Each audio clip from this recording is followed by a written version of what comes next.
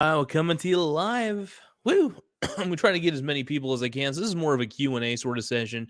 So I want to get people not just in the live chat itself. I want to get people on the show. I want to get you on the show live. And trying to disperse this real quick. Trying to invite as many people as possible. Let's see how many random people we can get.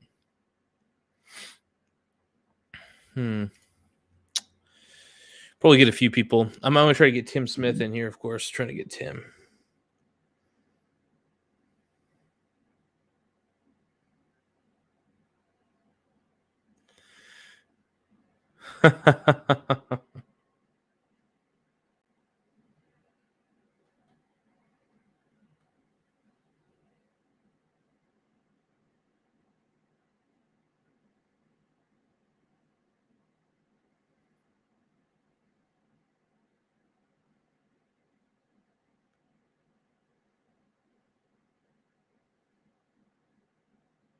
Okay, here we go. All right, sorry for the long delay, everybody. I'm letting my boy Tim Smith know. Oh, hey, oh, my man, I got you on. Sorry about that, dude. I couldn't hear you at first. I was too busy chatting on my phone real fast, trying to get my boy Tim on. But dude, Aiden, what up, man? I got a new book. Dude, which one, man? Wealth, Poverty, and Politics by Thomas Sowell. Ooh. Wealth, Poverty, and Politics by Thomas Sowell. I don't know if you can see that. I can see it now. Yes. Wealth, Poverty, and Politics. Yeah. I love it, man. I love it. So what are you up to tonight, man? Nothing much. I gotta go to work in the morning. But I've been reading a lot of books. I have almost all of John Bogle's books. Mind if I show you? I guess I'll show you. Dude, damn straight. Show me, man. Yeah, Investment versus Speculation. Class of Cultures. I like it. I've already showed you this one, I think. Bogle on Mutual Funds. I've read this one. Good book. This is the one I've read. I've read this one. I have read this one. John Bogle on Investing. I don't know if you can see anything. Oh, I can see a little bit. Yeah, no, it's okay, dude. John Bogle on Investing. Now, this is of course, the famous Boglehead philosophy, right? The idea that an index fund is the superior way to do it, or if you don't have access to index funds, just to try to gather as many different companies as possible. Like, is it just the whole thing of passive indexing, basically? He's mainly just an index fund guy. He doesn't like ETFs. He thinks that ETFs. The reason he doesn't like them is because he believes they encourage trading. Oh, yeah. He's not a big trader. He thinks that he talks more about taxes. In his precursor, or his successor, this is Jack Burden. He's the third CEO of Vanguard, and he talks about, in his book, he talks about tax advantage accounts. So John Bogle doesn't talk a lot about tax advantage accounts. I have the book in my car. I'm reading it now. It's called Common Sense on Mutual Funds. So it's similar to Bogle on mutual funds, but it's structured differently. The book's structured differently. And John Bogle has also written economics books. I have 3 of his economics books here. I have Enough by John Bogle. It's an economics book about the true treasures of money, business, and life. In each part of the book, money is literally a chapter, business is literally a chapter, and life's kind of a chapter. It's kind of weird. But it's a little book. It's 270 pages long. It's kind of like the little book of Common Sense Investing. About the same length. So they're about the same length, if you can tell. They're very small books.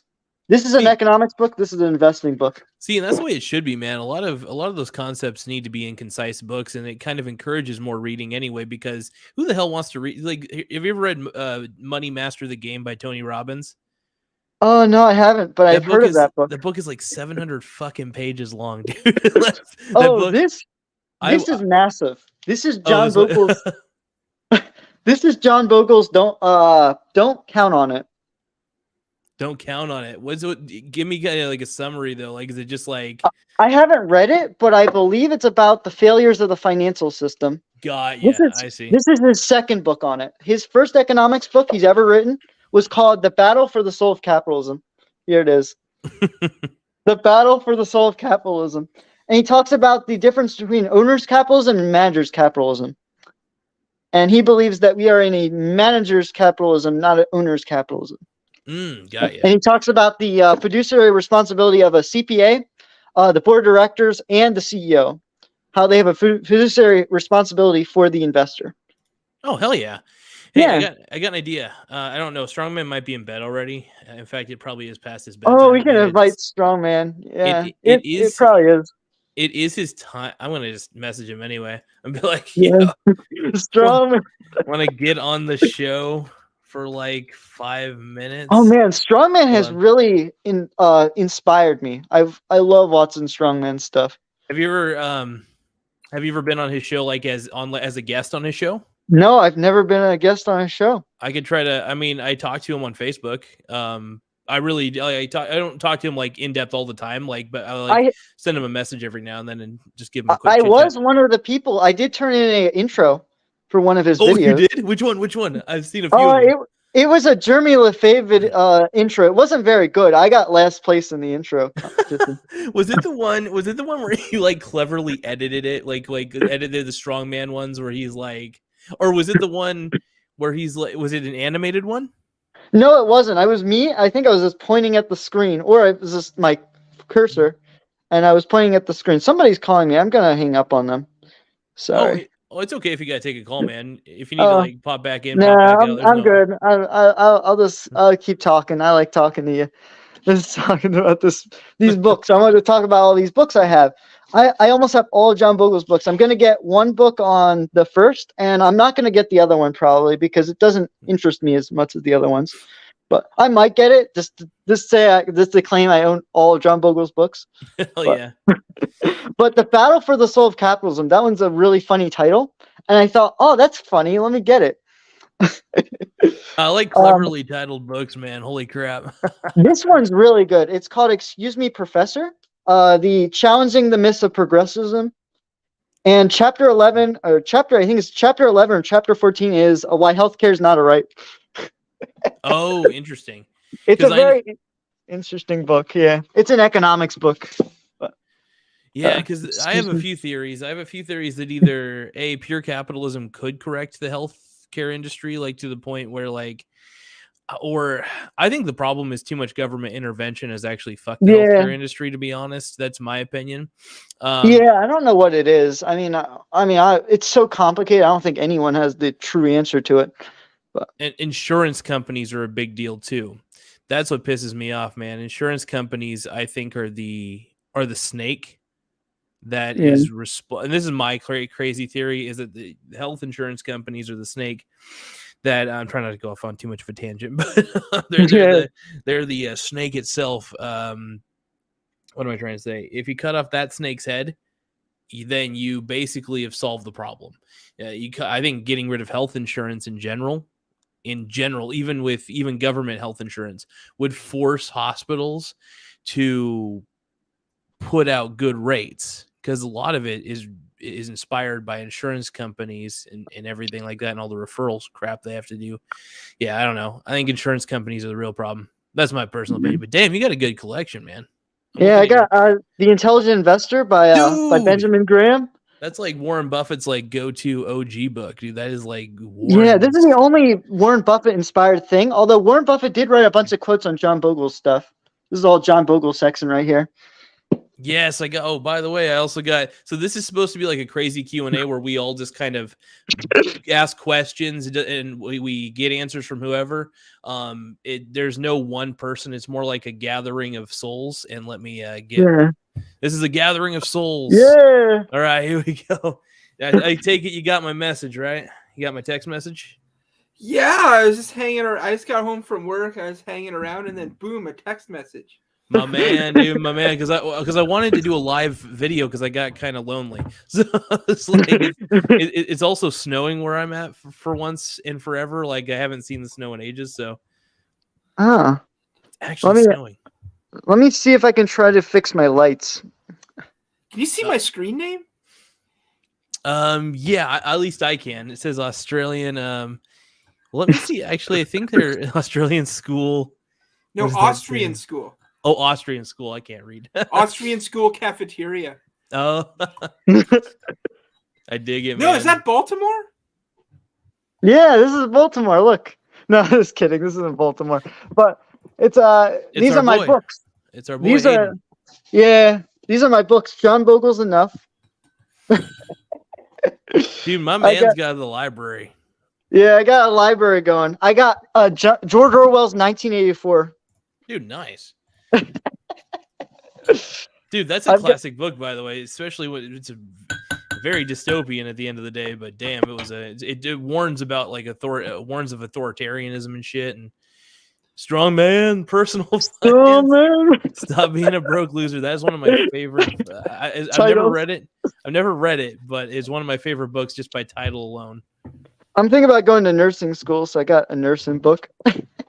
Dude, you were one of the most go-getter motherfuckers I've ever met, and at such a young age. I'm not even downing you on that. I am praising you. I am praising the hell out of you. I wish more young kids would like just follow what you do. Seriously, Yeah. you're like such a he's a cool kid, man. Aiden's a cool kid. Yeah, The wealth, best part of- poverty, and politics. Oh, wealth, Basic poverty, economics. Basic economics. I've read this whole book.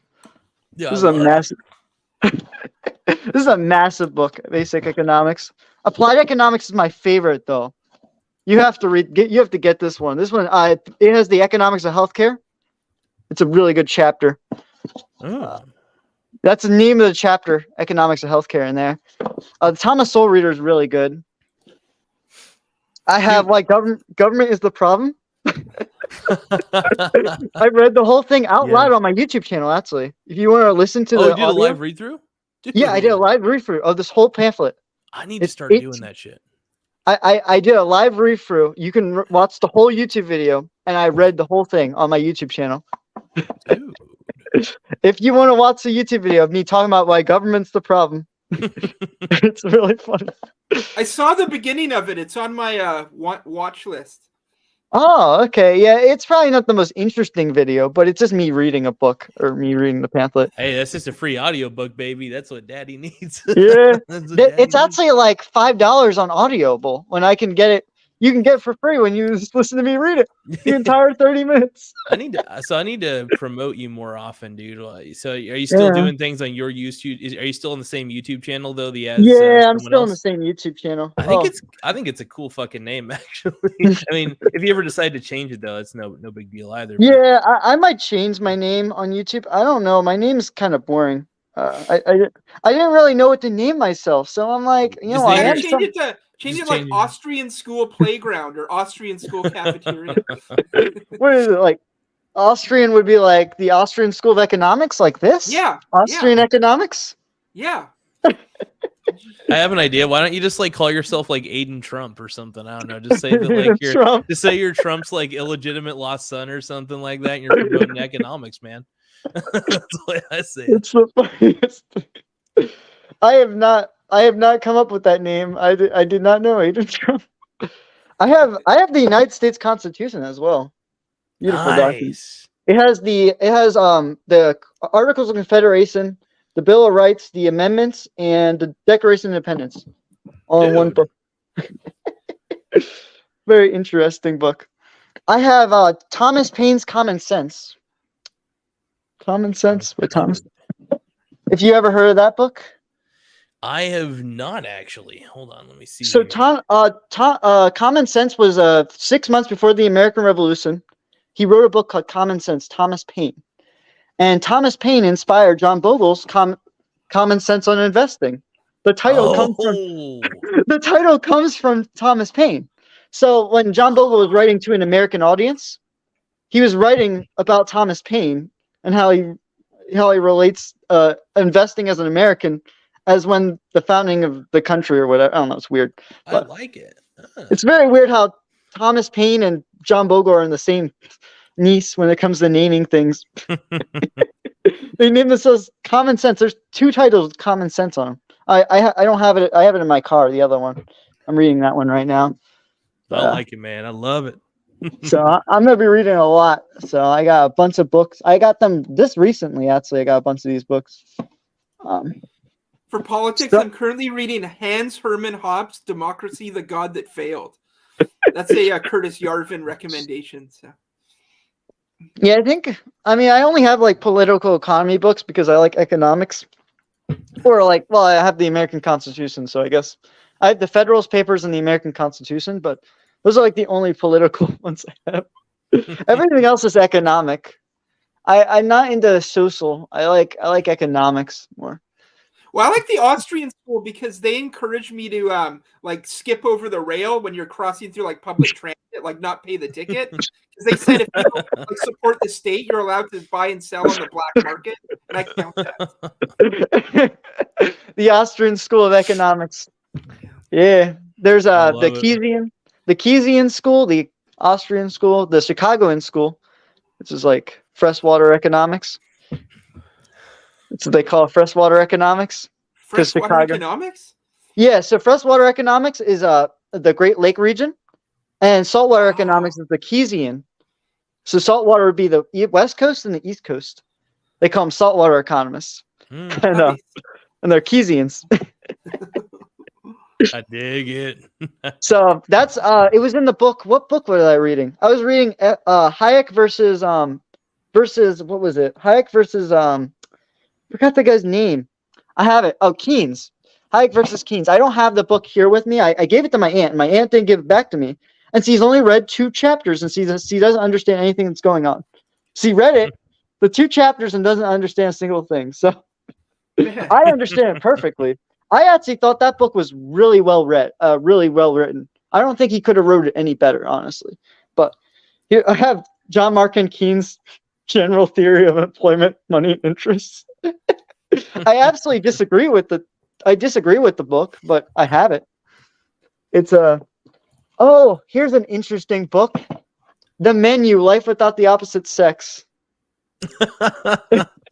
So wait, is it just promoting gay sex, or is it? No, it's just saying bang your buds. no, it's a economics, like it's kind of an economic. He's not really an economist, but he's like a guy. His name's Aaron Clarey. Oh, Aaron Clarey, if you ever heard of him. Yeah. Well, do you know Pierre Byland? P-E-R Byland? He wrote No. How to Think About the Economy. He's from Sweden. I think he teaches at University of Oklahoma or something. But he was on Thaddeus Russell's podcast 2 days ago, talking about the Austrian school. But that was a good interview. It was only 90 minutes or something. But yeah, Pierre Byland. But that kind of got me into it again. So Yeah, I'm a big fan of the Austrian school. I think the ideal of not bailing people out when they struggle is kind of an okay ideal, because if your business failed, I mean, there's got to be a reason for it, right? Well, also, he puts everything on the entrepreneur because they create a lot of new products and technologies, and he doesn't like anything that hampers them, because he's like, ultimately the consumers win if entrepreneurs can, have more room to create. So I kind of agree with that. Yeah. I mean, I really like Austrian economics. You could tell based on the book I got. It's the mustache. That's an Austrian mustache. Yeah, I got the Austrian mustache. You're like in Empress Maria Theresa's army.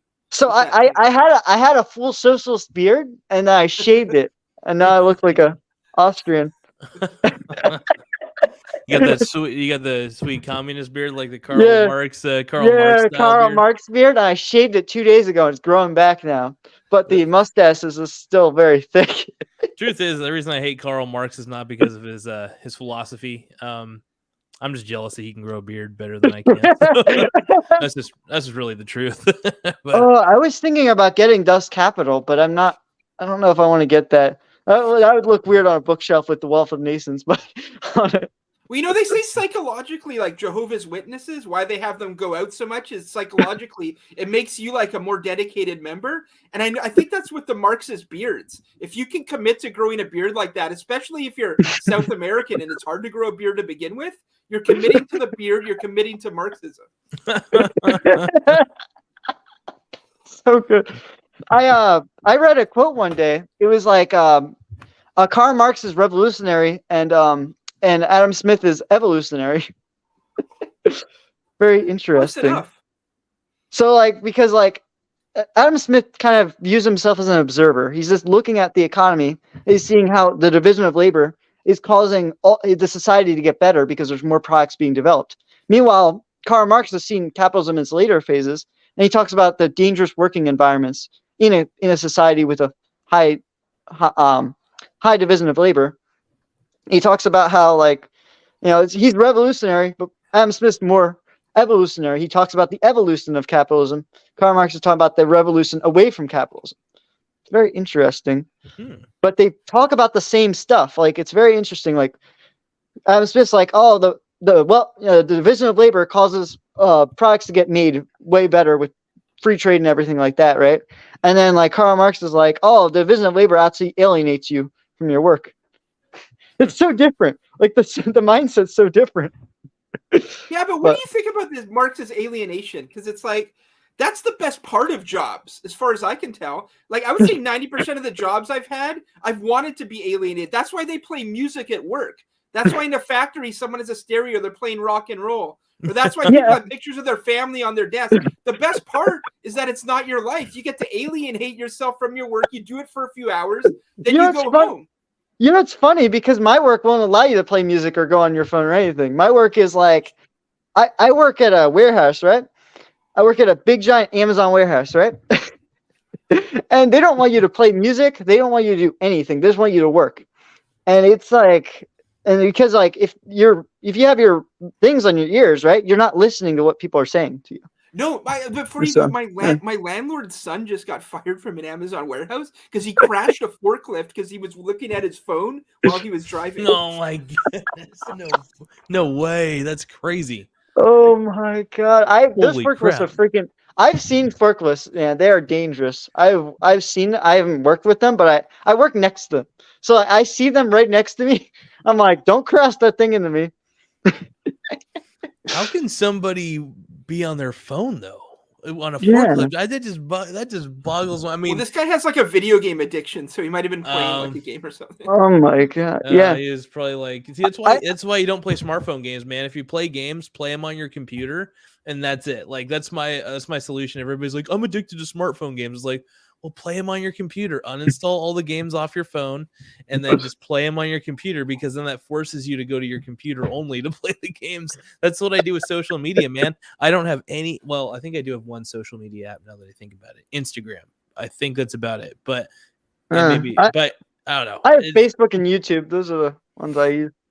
YouTube. Do you consider that social media? Probably. That's social enough. Not social enough. Yeah.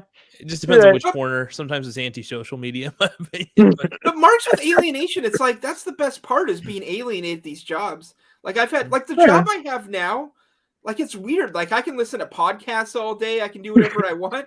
So I'm not really alienated, but every other job I had was. But what's wrong with that? Like, why wouldn't you? Like, what is he wants everyone to have a job where they're like completely self-actualized. But I mean, what does that look like? 90% of people wouldn't even know what that is if you gave it to them. They'd be like, you can do anything you want. Like Marx said, like, look outside. What are the other animals doing?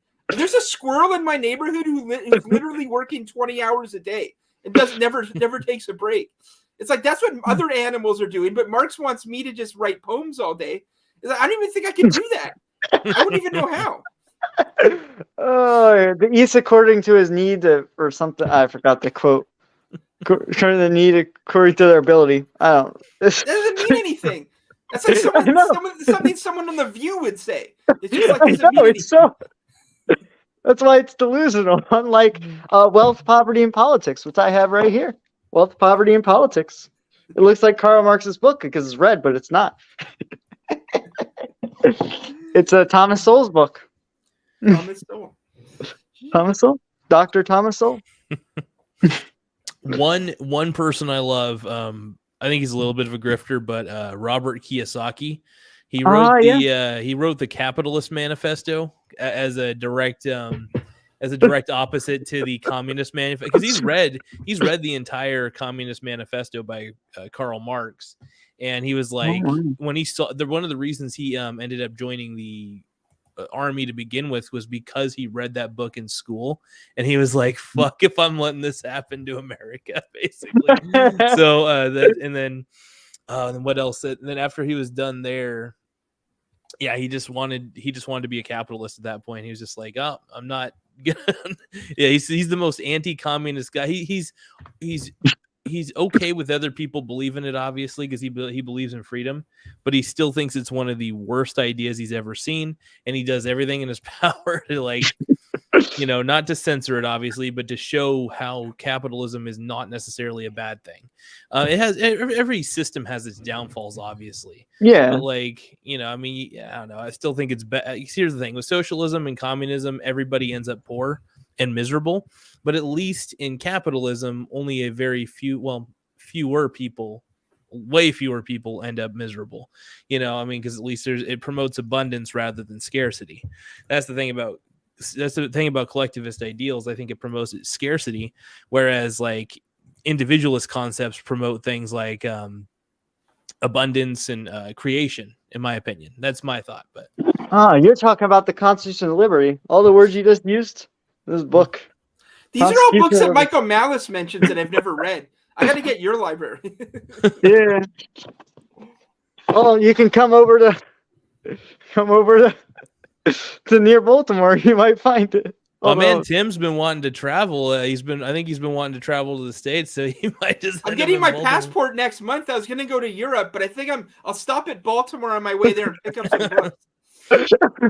books. Yeah, I've got some weird books, man. I've got some weird books. I mean, I might collect some other books from what is it? I might collect some other books, some other nursing books, because I'm thinking about becoming a nurse. The best part of nursing school, I have a friend who went, is when they teach you how to pull the plug, like if someone's not going to make it, because you get to practice on a lawnmower. They let you just like practice on a lawnmower and just like really for a while, because your arm's got to be strong enough to yank it. Yeah. Oh my god!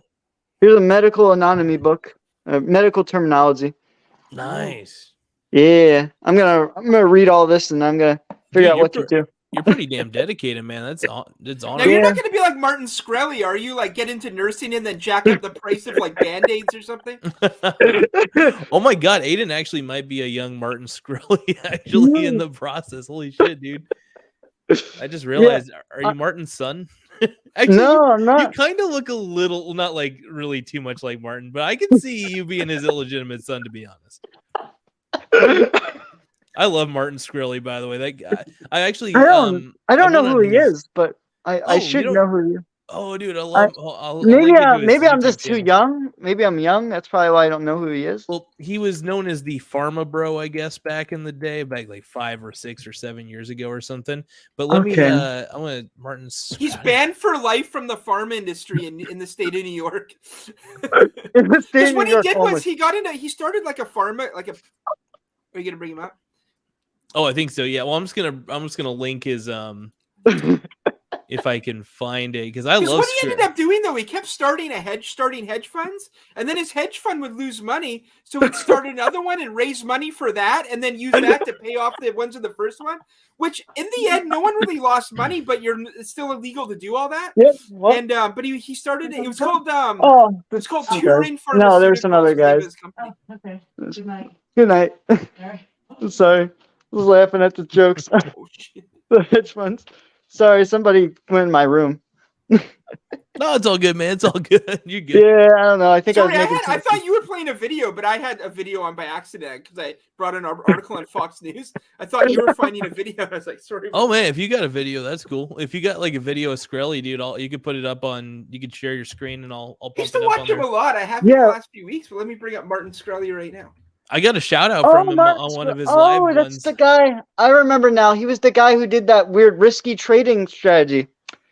That's right. Benjamin talks about him. Oh, you know Benjamin, the YouTube channel. Benjamin. Oh wait, hold on. Maybe I'm Martin Shkreli. Yeah, I know who you're talking about now. He's the guy who did that risky, where he would buy pharmaceutical companies, and then he would like screw over other investors with that strategy or whatever. I don't know how he did it, but yeah, I think he did something risky. Yeah, he did a lot of interesting things. What was it? It was funny. Just type up Benjamin YouTube. Type in Benjamin on YouTube. You'll find him. Oh, but here's Shkreli though. Is this the guy you're thinking of, Aiden? Yeah, that is. That's exactly the guy. I think about it. Field desperately needs new ways to treat toxoplasmosis. For instance, the current drugs right now target the folate receptor of the bug, There's no other way to kill toxoplasmosis as of right now. So we're Yeah, so he went on like this for like a few years, and then he went to jail for a long time. He went to jail for a long time. When do you think he's getting out, or do you think he already got Oh, out? he already He got out. Yeah. He got out last year, and you can find him. He's in a scaled down apartment with no furniture. He just has a guitar in the background, and he live streams himself playing video games, and he keeps talking about some crypto thing he's getting into. And he got in a fight with like Destiny or Ethan Klein or someone with a neck beard. I don't know what happened there. But... My man actually gave me a shout out though. Went on when he was doing a live stream. Martin Shkreli was doing a live stream on his show, and I ended up getting a shout out from him. He was playing chess, but it was like, "Hey, dude, you ever play a battle chess?" He was like, "How fucking old are you, dude? Battle chess is like an old DOS game. It's like an old DOS game." And I was like, "Dude, like mid-30s, basically, bro." It was awesome though. I was like, "Oh." No, I love Shkreli though. He's an interesting character. I think that he's probably done a couple unethical things. I have no idea, but I like him. I think he's cool. I only know about him because of Benjamin on YouTube. He talks about him he's so funny. Just type in Benjamin Martin Shkreli, and you're gonna find the funniest video on him. I think he talks about the investment fraud or whatever he committed. And there's another guy who talks about Martin Shkreli. What's the other guy's name? I forgot his name. Ordinary Gamers talks about Martin Shkreli. Ordinary Gamers talks about Martin Shkreli. So he talks about Martin Shkreli. You losing Bitcoin or something? He lost $100,000 of Bitcoin. Oh, jeez. It's a very interesting video. Here's the video you want. A communist genius explains why Sam Bankman is innocent. I think Shkreli was arguing with some guy online. What?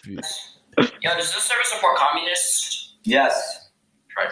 Ponzi scheme. Because I'm a communist. Quest is too. I just found the server. I don't know what it's about. Quest is the head of communism here. Yo, honestly, I think they should free Sam Bankman-Fried. Free him? He's free right now. He's on bail. Yeah, but I feel like everyone's trying to, the U.S. government's trying to go after him because of crypto, right? They're trying to make him. Anyway, you can watch that on your own. No, I love Shkreli, man. He's great, but man, no wonder why. I think communists really do like Ponzi schemes. I guess it's kind of... That's a good one. U.S. dollars a Ponzi scheme? Oh, Sam Bankman-Fried. Sam Bankman-Fried is more of a Ponzi scheme, I guess. It's not built off of taxpayers. Jacob Wall makes the point that he didn't lose as much money for people as they say. Like most people probably get most of their money back, but I don't know. I don't know what the truth is. I heard they put 4 more charges on him. Really? Some court put 4 more charges on him. I don't know. I think I heard today. He got 4 more charges. You're right. You're right. The problem is they should be, I guess they should be imaginary charges. So the reason I say that is they should go to imaginary jail, and I'll tell you why. Because he's working with imaginary money. It's all in the fucking. I understand how Bitcoin works, sadly, and it's funny because the more so it's funny. At first, I was kind of down with Bitcoin. I thought this is kind of cool, and I looked into it a little bit more, and I thought, wait a minute, this has no real value. This is like it's the greatest freaking pyramid scheme of all time because you need more people to keep pumping up the price. Yep. There is nothing there. So I bet against, it's funny, as Bitcoin keeps going up, I keep buying the ProShares Bitcoin short ETF. I just keep buying like 1 share at a time. There's no commission fee, so I don't really care. It's kind of my way of gambling because I do 20% of my portfolio is dedicated to hedging. Now I own about $1,000 worth of Bitcoin. I think Bitcoin, I bought it at very cheap prices. I still think it's fraudulent. I still think it's dumb. But as Bitcoin keeps rising up in value, I keep buying more of the biddy because, one, interest rates are really, really high right now. It is expensive to borrow money. I believe it's 4.75% for the Fed. Is it? Oh, really? I didn't even. I think it's 4.75%. I could be wrong. I looked at the interest rate raise. Whew. I think it should be up to 7% because the inflation was ridiculous last year. But the Fed's not going to do that. They don't want to hurt their precious people. So, well, yeah, that's the thing. It's like you got to balance whether it's like, okay, because if you raise the rates too high, prices of consumer goods definitely go up. That's one thing for sure, because money gets way more expensive to borrow, products get more expensive to manufacture, prices of energy go up. It gets interesting. And then well, hold on, wait a minute. I'm thinking about hold on, wait a minute. I'm thinking about that backwards. Hold on. Oh, wait, am I thinking about that backwards? Hold on. I'm all over the place, man. I'm all over the place. You increase debt, like the debt payments for like credit card holders, unsecured debts would be up. So the way I think about it is, if you have an unsecured debt, it's not fixed like a credit card, then interest rate for your credit card would go up, or your savings account would even go up, because again, the bank's making more money because of the interest rate from the Fed. Technically, they can justify higher debt payments if it's an unsecured loan. Now, if it's a fixed loan, like let's say a mortgage, for instance, most mortgages are fixed loans. Yeah. There are some mortgages unsecured, but fixed mortgage, or secure mortgage, I should say, like a 2% mortgage, for instance, it would be fixed. So like in a high interest rate environment, having a low interest rate mortgage would be perfect. And the banks really can't do anything at that point. And if they have a lot of those low interest rate mortgages, yes, it's going to hurt the banks. The rates are going to hurt the banks. The higher interest rates. Yeah, because I was thinking about it in the inverse. I was thinking about it totally wrong, because I was going to say, when interest rates rise and money's more expensive to borrow, then products become cheaper. Things that are sold become cheaper. I was thinking of it totally ass backwards for a second. Don't know what I was thinking. But like when it comes to things like, I think the housing market's going to crash, to be honest, because when money's more expensive to borrow, nobody's going to want to get a mortgage. That's what I want to get a mortgage, even though it sounds like suicide. But let's say a price of like a house is $200,000 right now. Housing market crashes. Maybe the seller is so desperate to get rid of it, they're just like willing to go down to 120,000. I know that's a crazy jump, and I doubt that would ever happen. But let's say the housing market really did crash and people were forced to sell their homes at low prices. I mean, take the interest rate. Why not? Because it's like you're getting the house for a lower price anyway. So what? The interest rate's a little higher. Fuck it. You know? That's the way I look at it. As long as I get the house for a better deal. Also, with the interest rates, you have to think about businesses. A lot of small businesses borrow money, a lot of large businesses. Like Jacob Wold made the point with the interest rate. Would you rather pay more for consumer goods through inflation, or lose your job entirely if you have to get laid off because interest rates rose and your business can't borrow, or they've got to pay back at a higher rate whatever they borrowed? So he's like, that's why they shouldn't raise them too much, because it's better just to pay more for stuff than lose your job entirely. Yeah, I guess you're right about that. I never really thought. I did. Because when I read John Markin Keen's book, he did talk about higher inflation with stimulus packages, but I disagree with it at the time, because I'm more of like, I want granny's savings, still be savings at the end of it. But at the same time, it's like, yeah, we should probably benefit the workers, I guess, at some point. But it's like, I feel like John Markin Keen's ideals would lead to malinvestment, which is what F.A. Hayek says. So it's like, because they're ideologically opposed, obviously.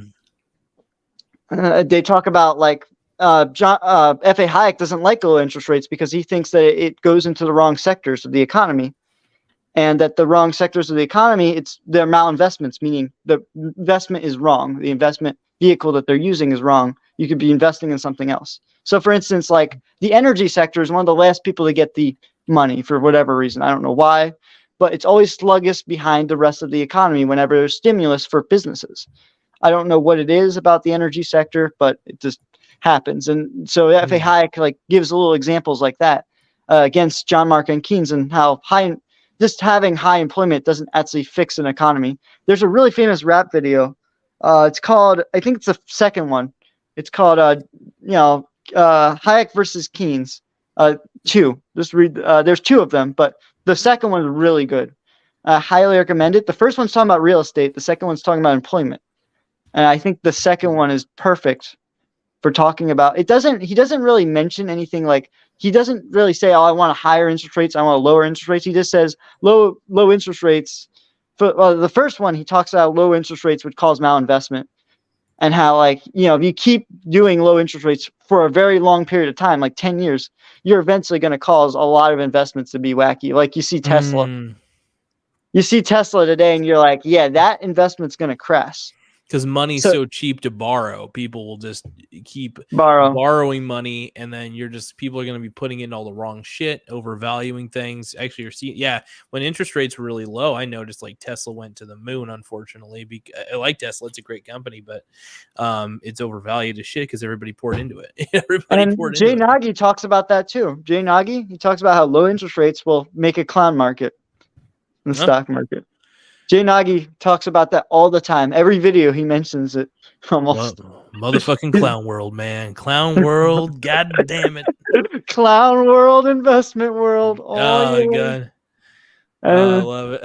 And this is the clown world we live in. Class of cultures. Investment versus speculation. The clown world we live in. Yeah, but no, doesn't the market need speculation? Like, because someone made the point, everyone pouring money into index funds, or everyone pouring money into BlackRock and stuff like that. Like, don't you need to have people who invest in penny stocks and invest in like these speculative companies? I would say yes, actually, on that. However, not everyone's investing in index funds, so therefore I think you should. If everyone had the idea of investing in index fund, it wouldn't be that profitable. But because, like what Strongman said, no one's thinking about this buying VT. Like, everyone wants to buy a different index, or everyone wants to buy a different stock. That's the point that Strongman made. And I agree with Strongman. I think there's so many clowns in the market that if there ever is a low interest rate environment, that there's going to be a lot of speculation, and it won't matter what investment if you pick an index fund, because the index fund has everything. What I like are companies that don't have a lot of dumb money in them. Like I still individually invest. I'm not going to lie, but I don't invest in penny stocks. I invest in indexes though. I still invest in the VT. I love index. I throw money in the Vanguard Total World Index ETF 24/7. But when I'm investing though, dude, I look for companies that like are being overlooked because I want institutional investors in them. You know, I don't want a ton of retail investors in them because retail investors are clowns. They're not willing to buy and hold for long periods of time into something good. And here's the thing, even if retailer investors, like let's say Coca-Cola suddenly got an influx of retail investors, right? Which I think they already kind of do a little bit, but let's say they got a ton. Well, if I found that Coca-Cola was still reasonably valued and they didn't pump up the stock price too crazy, yeah, I'd probably still keep investing in Coca-Cola even if it sold off, because then I'd still be like, okay, I'll just buy more because they're still a company with earnings. They still produce shit. And at the end of the day, I'm looking for companies that produce shit that really, really produce at a high level and are well managed, well run. And I don't do like a ton of analysis when I look for a company, to be honest. I look at some basic financial statements. I look at assets to debt. I don't know. There's a few things. It's a complicated mess. There's a method to my madness, though. There's a method, but I still go for index funds because if I don't know what I want to invest in, if I don't see anything new in the market I want, I'm just like, fuck it, mass diversification through the VT and I'm so lazy. I just do index funds. I like economics. I just focus on what I like. So I'm weird. No, it's cool, man. I love it. I just prefer like. I like dividends too. I'm addicted to dividends. That's another thing. Like I know that they're not tax efficient. Though. It does sort of make sense that people are addicted to dividends. I do think. I think that dividends itself are tax inefficient, but I mean that's the argument that Strongman has made, and I absolutely agree with that argument. I think it's future inefficient though to go for something that doesn't really pay. Now, this is going to sound strange, but hear me out. Yeah. So if you look at it from a long enough timeline, like let's say from now to 50 years from now, right? If I have, let's say 100 S&P 500 companies that are really good companies, right? It's diversified enough. It's not massive diversification, but it's diversified. So I got 100 S&P 500 companies that rock my socks off. They're not overly valued at the moment when I buy them. And I dollar cost average into them pretty equally. So the cool thing is with all those companies, I'm getting a dividend payout. I'm getting some sort of return back, right? And they'll also appreciate in value. They won't appreciate in value like rapidly because they still have to take some of their earnings and give it out as a dividend. So it doesn't really get reinvested into the company. I know that that's a bit of a downfall, but I think it's future inefficient though to eventually cash out on your investments. I think the goal should be to hold them forever. And I mean forever. And if they can give you a return on investment forever, that's kind of the goal. Now, one thing I like about the VT, by the way, is they still pay a dividend because they have enough companies, because it's 9,000 different holdings. They have quite a bit of companies that pay a dividend. So that's why they do have to pay some I sort like of their dividend. 2% dividend. Yeah. Yeah. You So just it's worth it. reinvest. Yeah, you just reinvest the dividend. I mean, nearly every investment I would recommend has a dividend. I mean, I have a bond index and I have a stock index, and both Smart. my stock and bond indexes pay dividends. I mean, there's nothing wrong with. I mean, bond indexes are more interest; they're not really dividends. They're not qualified in the same sense that a stock is. But, interest payments. They're both interest payments, technically, in my opinion. And so, I mean, I have in a tax advantage account. I have it in a Roth, so I don't really pay taxes on anything. But still, at the same time, I'd rather have the company retain earnings, just because I think it's better for the company to reinvest the earnings into the business, like what Warren Buffett does with his Berkshire Hathaway stock. Oh, yeah, yeah. Yeah, you look at the stock. I mean, it's compounded about the same rate as everything else, maybe even more. And so, in my opinion, if I was holding an individual investment, I wouldn't want it to pay a dividend. I would rather have an index fund that pays me a dividend. And, I absolutely agree. You should live off your dividends. If you can just live off your dividends and not sell anything, that would be beautiful. That would be wonderful. And I wish, I just think, though, that there's a guy who made a video talking about how you can't live off of dividends. I forgot his name. See, Rob my Berger. thing is, I think it's a way to maintain wealth. I think it's a Yeah. I think it's a maintain of wealth. So, like, my goal is to work Rob my Berger. ass off, So It's Rob Berger. So he so- talks about dividends, and he doesn't like them that much. But and I need Tim to get in here real quick, because Tim, I know that you like, I know you like dividends as well. I mean, here's the thing: I told Strongman once I'm bistocktual.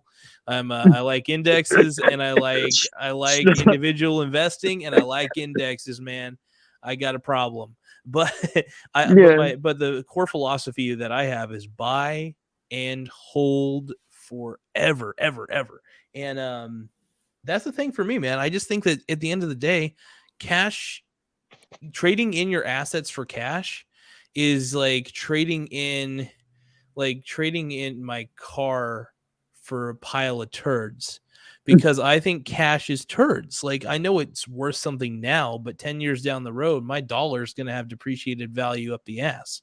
So but 10 years down the road, my assets will have appreciated value instead of depreciated. Yeah. So it's like, I know it sounds like I just made a whole bunch of weird analogies there, but well, no one can explain to me why you would have a stock without dividends, like why you would buy it. Like, take like Starbucks versus Dutch Brothers, right? Starbucks pays a dividend, so you're like, Dutch Brothers doesn't. Like, I don't understand why stocks go up without dividends. Like, what is like, that just seems like a pyramid thing itself.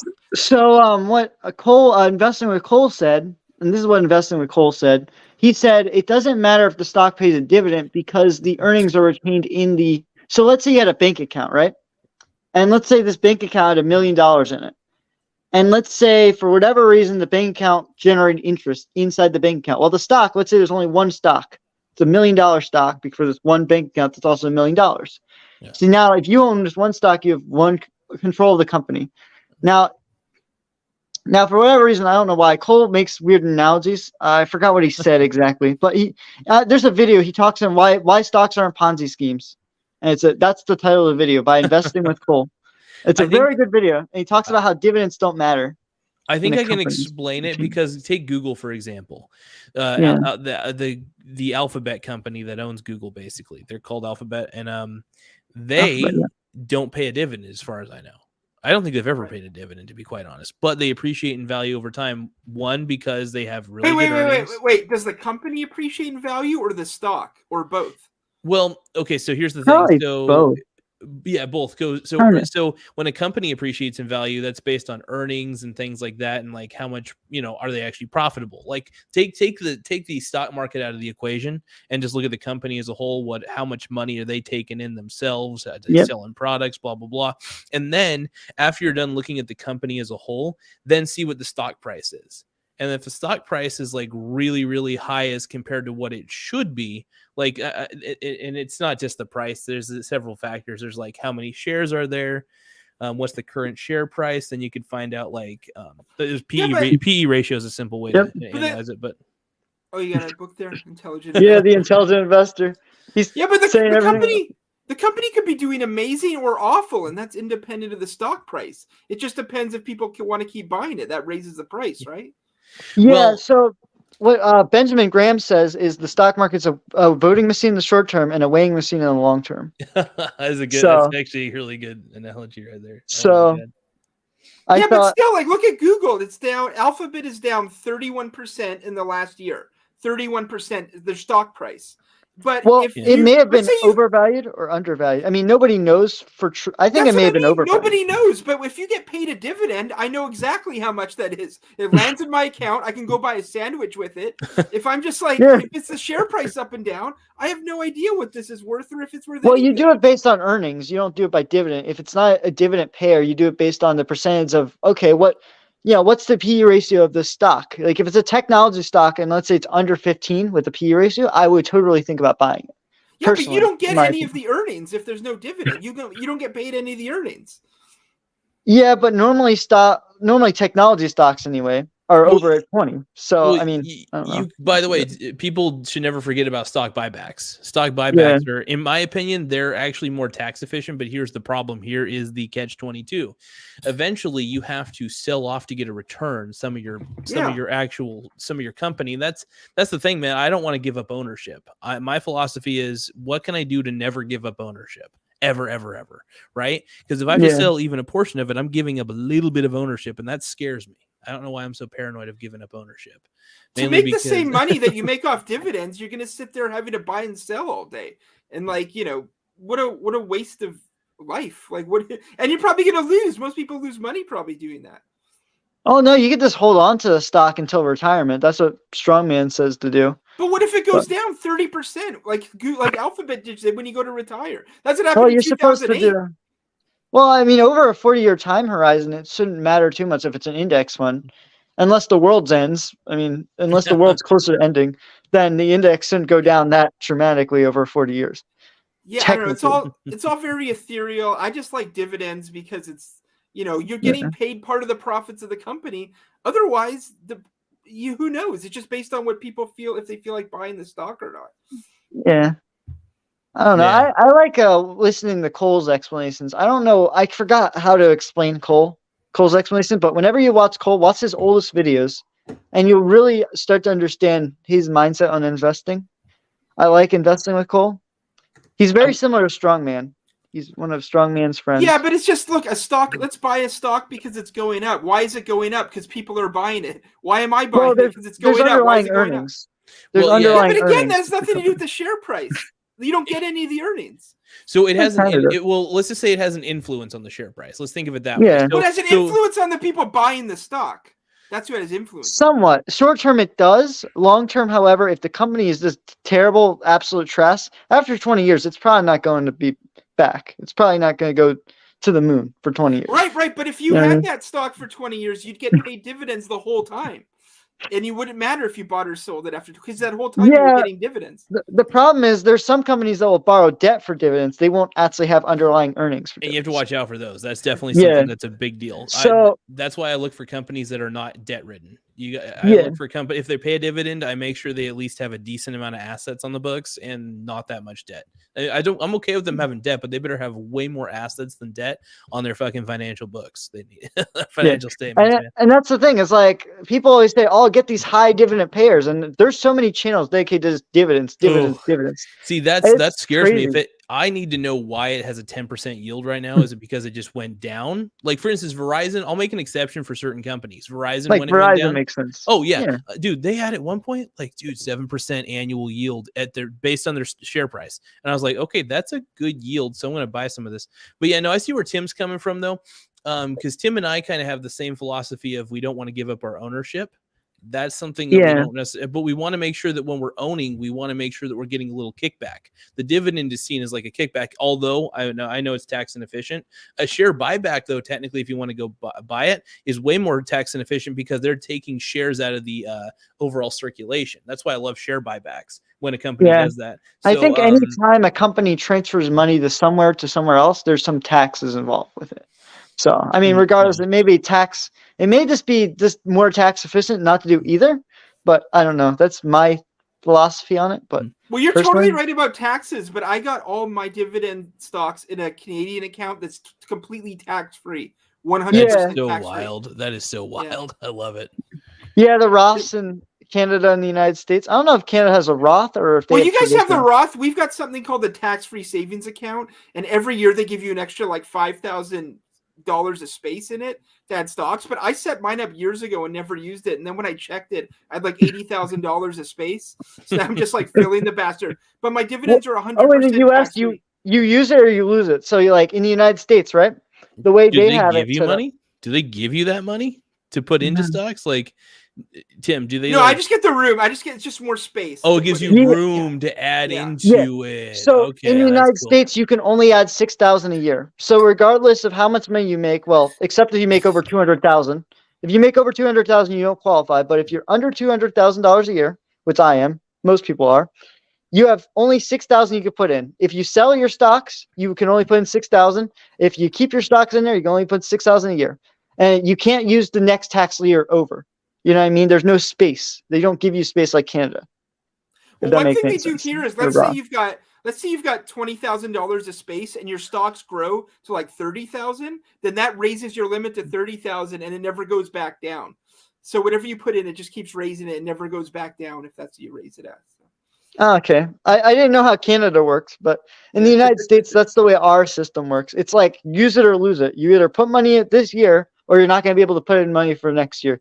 You can only use the 6,000 this year, and then next year you get another 6,000 you put in, but that's it. You can't just put more than 6,000 in. There's the legal Okay, because requirement. ours adds year So, after year. So if you don't use it it for doesn't. 5 years, Yeah. you'll have like $30,000 of space. Nope, we don't have space. We can only put in 6,000 a year. Now, sometimes they do increases. So, like this year, they did an increase of $500. So $6,500 this year. Last year it was $6,000. So Congress can actually regulate the amount of money you can put in every year for the Yeah. taxable year. Definitely. Anyway, I have to go to work pretty in the morning. So in the morning here, it's almost 11, and I got to go to work, and I'm driving my parents crazy probably. Oh, Aiden, So- you get your rest, man. Get that sleep, dude. Always enlightening to speak with you, man. I got to watch the Cole video here pretty soon. Then, well, at some point, because I want to see what the hell he's talking about. Because I understand where he's coming from. Just on a final note, with the whole because here's the thing: you can be a good company and not pay a dividend. That is possible. Berkshire Hathaway is proof of that. But you got to make sure. I think it's good to make sure that they're actually still getting earnings, they're still making money, they're still being profitable, all that garbage. But anyway, though, I'll let you get to bed, man. Just have a good night and just keep on rocking it, my friend. All right, thank you. I love you, buddy. I'll give you an on-air kiss. Love you, Love buddy. is love. And Goodbye. have a good night, man. Woo. Oh, dude, such a cool kid, though. Such a cool kid. Yeah, he keeps talking about nursing and working in factories. It's like you need to be like in meetings, and he'd be like at a think tank or something. Dude, he's definitely got a good head. He's got a good head on his shoulders, man. The kid loves to think, and I think that's pimping, man. That's pimping. That's the one thing I think I don't do sometimes is I don't think sometimes. I got to think more. But who needs thinking when you got Chat GPT? No, it's terrible. I actually do like Chat GPT though. I've been using it to come up with titles for some of my shows. I'm just like, hey, because like if I'm having writer's block on a certain subject, I'm like, hey, can you come up with like 50 YouTube titles for me? And it will just come up with it's really insane that a tool that advanced is basically free. Like, I mean, not for long probably, but it's pretty neat though. I love AI. I'm not gonna lie. I think AI is a cool thing. It's wild. Yeah, it is what it is. I mean, you can see the programmer's influence in it if you type in certain things, but some university like last week there was like a shooting or something, and the Chat GPT they got that to write a letter to put out to like students to like, hey, get off the campus or something. But they used Chat GPT to write the letter for them. Oh wow. Seriously, holy crap! Well, what's even what's crazy, dude, is that AI passed the bar exam. It passed so many college level exams to get. I don't know. The learning capabilities of it are insane, and you could tell it to write you anything. tweets. I actually started using it to write automatic tweets for Twitter because I just hate Twitter. So but I want to shamelessly advertise my show, and so I try to like say like, hey, write 50 tweets, 50 completely original tweets that promote my YouTube channel. And also please include this link, and you just include the, and it'll actually create those 50 links. You just copy paste them into Twitter. I know it sounds ridiculous, but I love marketing, man. And if I could be lazy with my marketing, which I love to be lazy, but I like to be smart about it too. So if the AI can do all the brain power for me, the AI is my slave. Man, here I'm gonna do a share here, see if it shows up. Yeah, Vanderbilt apologizes for using ChatGPT and email on Michigan shooting. They sent the ChatGPT sent a consoling email. So how did anybody find out it was ChatGPT that they used? I have no idea. So yeah, let's see this message. At the bottom of the message in small print, the email said, paraphrase from OpenAI's ChatGPT AI language model. So I guess there was small print at the end of the letter. And it was signed by 2 admins. Well, it's paraphrased, though. So that means that they wrote an original paper, but they had ChatGPT correct it then? Paraphrase from OpenAI? I don't know what that means, yeah. Because I think that means that there was an original writer of the paper, but they might have, that's an interesting idea, to use ChatGPT to proofread and correct any issues with your writing. That's not a bad idea. Is that what they did? Maybe that's what they did. I think that's what they might have done, but I don't know why anybody would have a problem with that. It just means they're wanting to make sure that I don't know that that's what happened, though. I think I don't know how they used it. Maybe you're right. Paraphrase from OpenAI's ChatGPT. Yeah, I don't know, actually.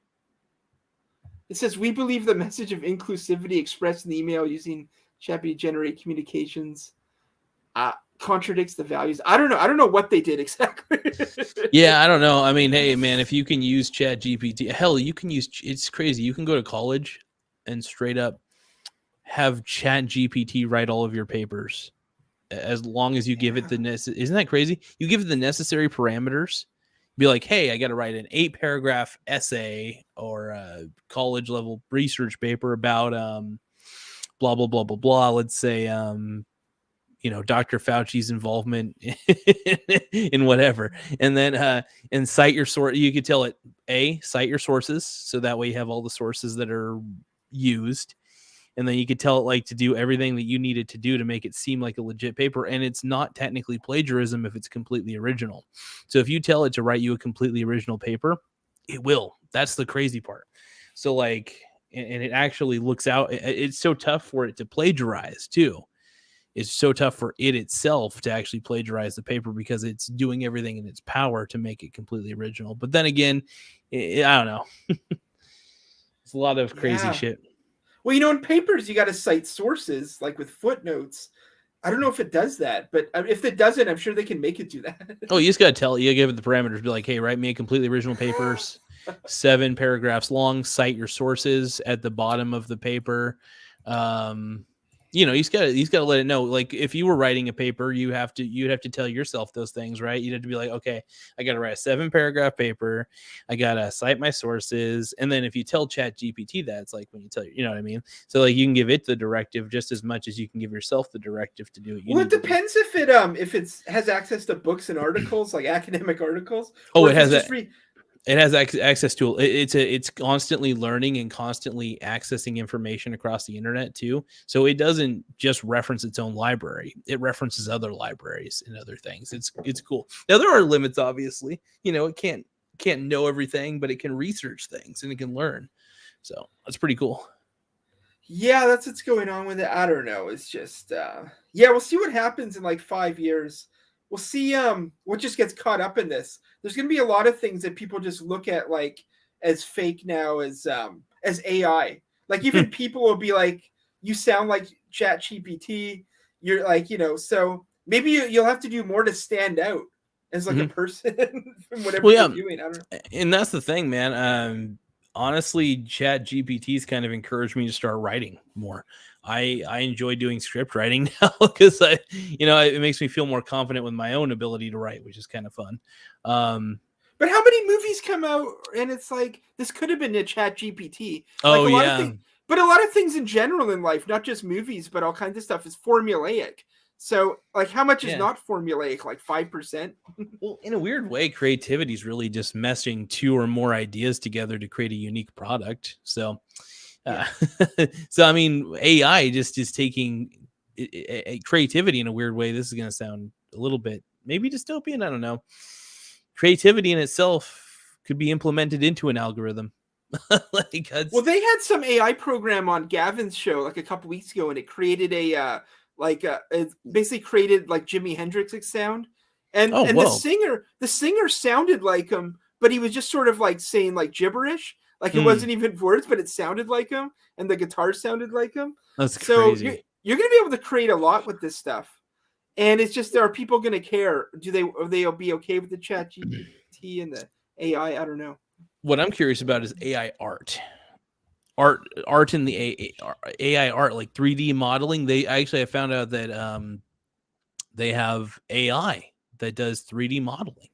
You tell it what you want to create, it'll create the 3D model for you, and it's like, whoa. I had Chat GPT create a Java program for me. I got bored and I was like, hey, can you create me a template for a game, a Pong game or something like that? And it actually created a full out with all the source code. I even ran it on my Java compiler because I got like one of those Java IDE environment things. And I was like, holy shit. And also it taught me basically just by producing that source code how to kind of create a game using certain libraries within Java itself. I'm going off on a tangent because I love programming, but I love software development. It's a hobby of mine, but it's just cool though. And now I'm looking at some AI art right now. Let me just bring one up here. But yeah, it's like I don't know. It looks okay. Let me have a look here. Let's present you with one. Share screen. Let's go AI art. give me Like this looks pretty good. It's eyeballs or something. Let's see these eyeballs. Give me one moment though. Just gonna take out my headphones for real quick. Deep dream.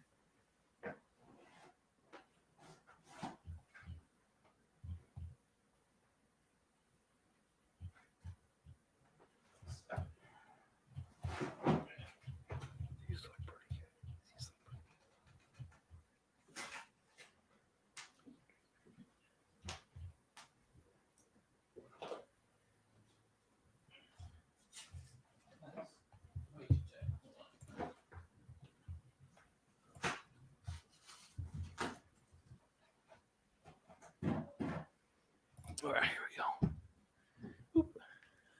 Sorry about that. Just trying to open up one of my boxes of Rolling Rocks. Yeah, so it's these are some AI generated art. To me, that looks pretty decent. Can you see it? Wait a minute, you guys can't see it here. Well, scroll it up a little bit. Scroll up a little bit. Looks like the screen froze. Oh, I got to switch. Okay. I did see a glimpse of it though before I went back to the to get my Rolling Rock, and some of the AI art's very realistic, and it makes you wonder, like, whoa, isn't it though? Isn't it cross-referencing other images and just creating a unique product though? That's really all it's really doing at the end of the day. Because yeah, I mean, but that's kind of what humans do too, like you said. So. Yeah, it's true. Melding two or more different ideas and creating a unique product. It's really what creativity. Did you ever see the movie AI by Steven Spielberg? AI? Yeah. Oh, is it the one with the child that's a robot? Is that the one? It's got Joel Osment. He's the yes. child. Okay. Yes. I can't believe I remember that one. It's been so long. But yeah, in the movie, they start sacrificing the robots. They start smashing them up because they're like, no, we're pro-human. That's what this is going to be like. It's like you're going to have to pick a side. Yeah, I mean, I'm pro both. I think AI is fantastic because the thing is this. Oh, my man Tim got disconnected. I don't know what happened. Hold on. Oh, here we go. I lost you. I had to close the window and it shut the whole thing down. Oh, you're good, man. You're good. I figured I was like, oh man. Nah, you're good. I'm just glad to get you back. I was like, Tim, no. Well, it's like, would you rather see something you don't like by a human or something you do like that was generated by AI? You're probably going to pick the thing you do like. Yeah, I mean, just if it's good, it's good. I mean, that's all there is to it. If it's enjoyable, it's enjoyable, man. I mean, a human still got to type the words in to create the AI, but what happens when a robot just starts typing it in themselves and creating their own art without asking it to? Well, in a weird way, think about it this way. It would be like somebody arguing that email takes away from the postal service. You know, like, oh, how are those mailmen going to get those messages? It's like, well, this is a more efficient way. It's like it's with art.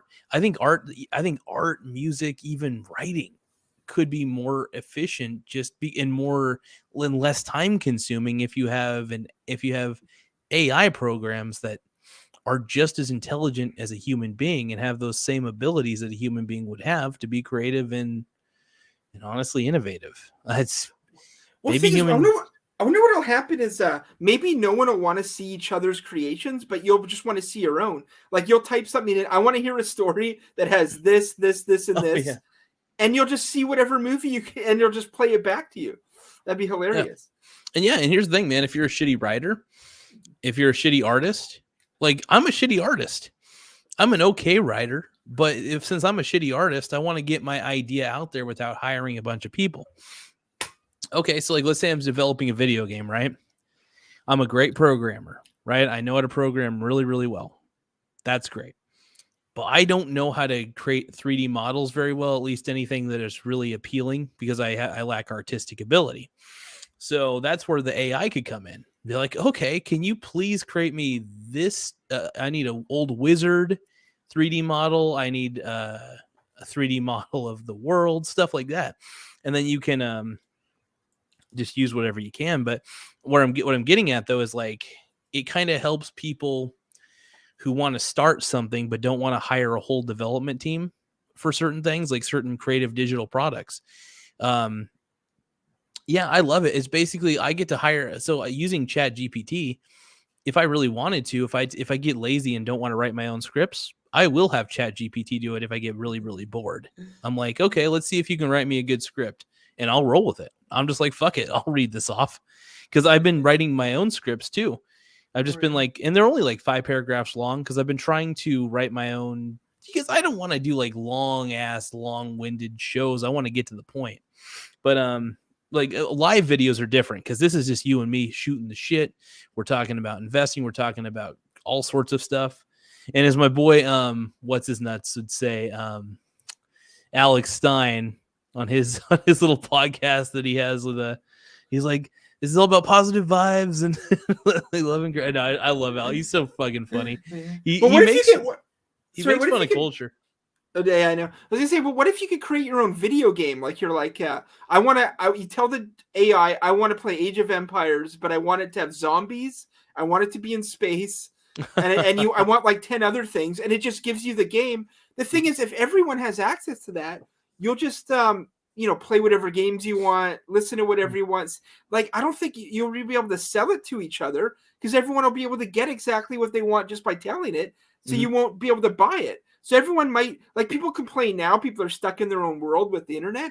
Imagine being so stuck in your own world, you'll just say it and it gives you back whatever you want. And then no one knows what anyone else is even doing. Damn. Dude, that is an interesting thought. My goodness. I don't know. Yeah, that's wild. I like where your mind's going with it, though, man. I like it.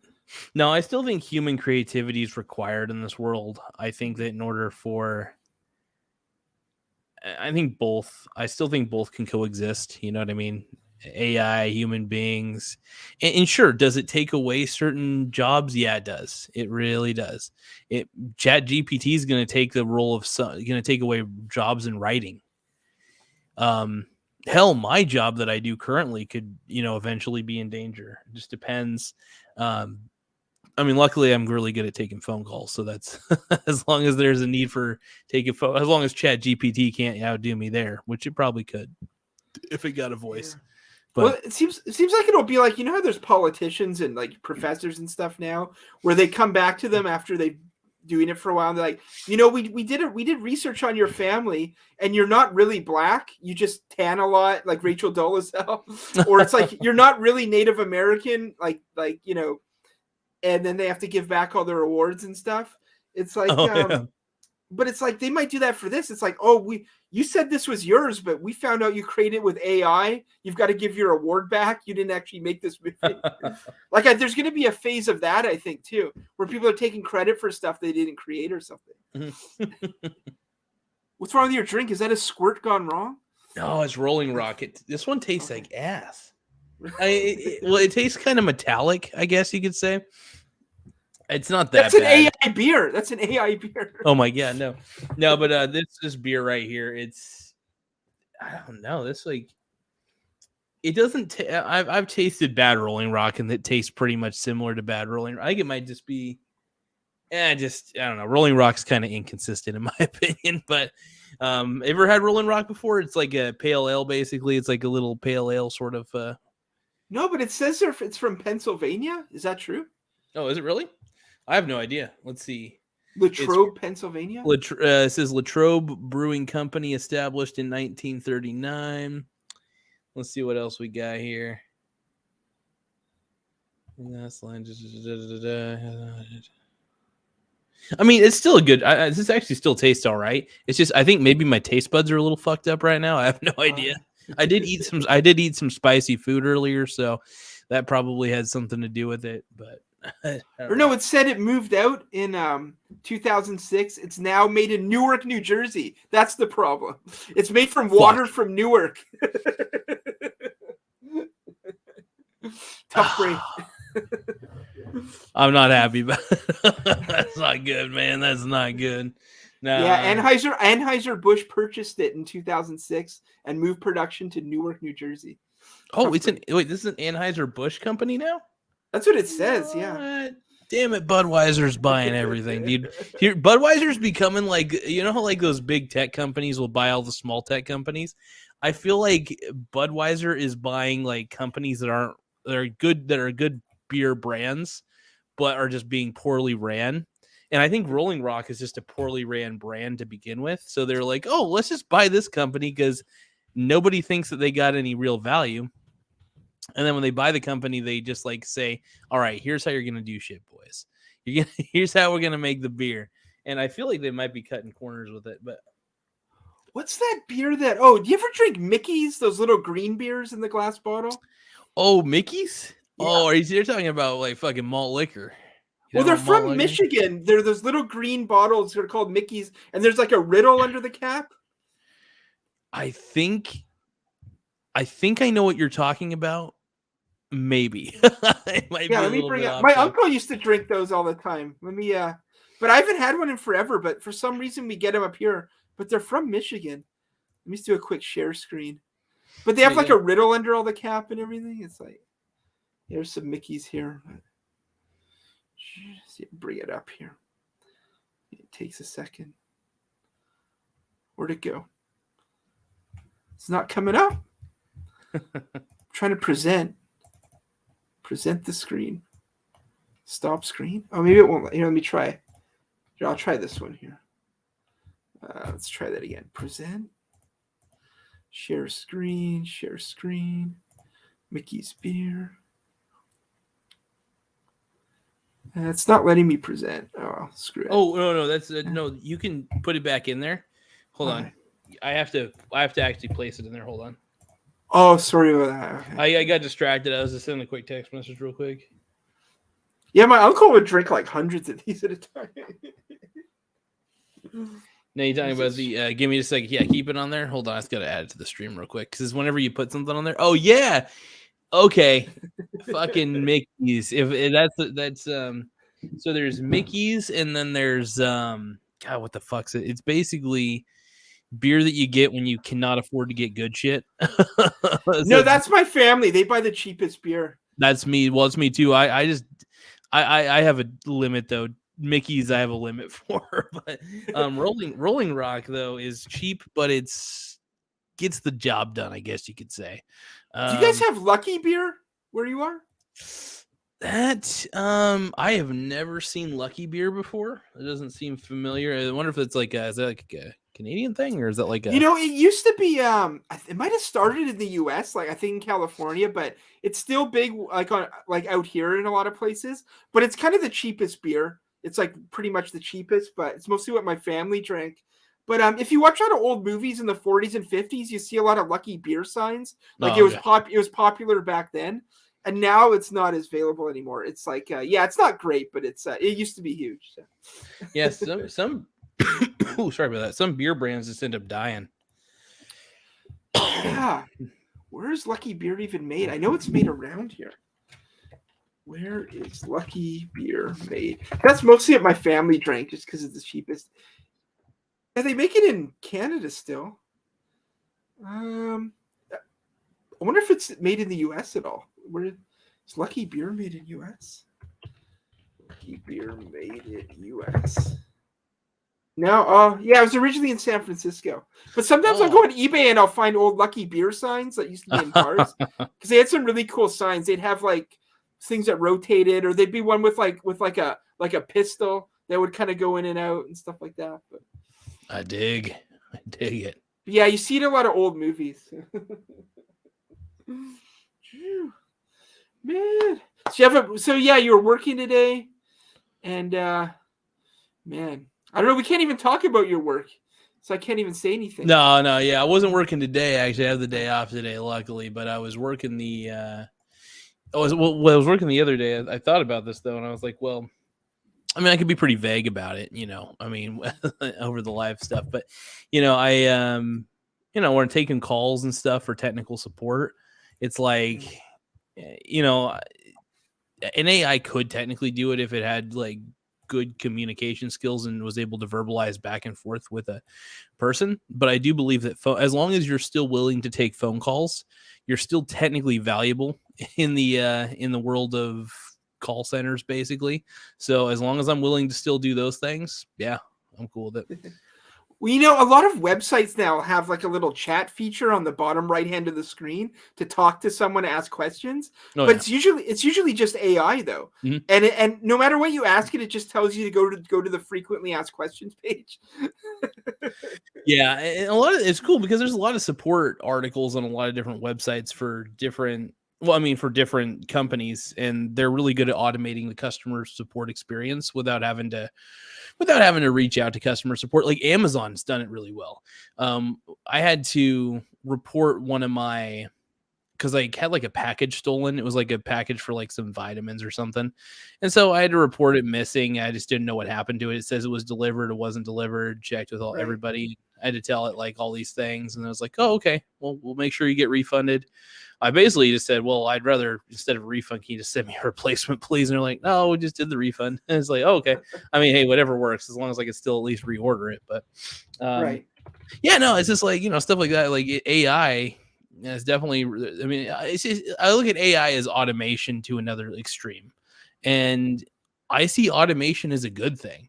Like automation saves time. Look at automated manufacturing with robots, using robots manufacturing. That's pretty dope. I mean, I see nothing wrong with that either. Yeah, I could totally see myself though getting away from it and just being like questioning everything. Like, was this made by a person or not? And I'd be like, some stuff though is like you said, there's a lot of automation. There's already a lot of AI used in different kinds of ways.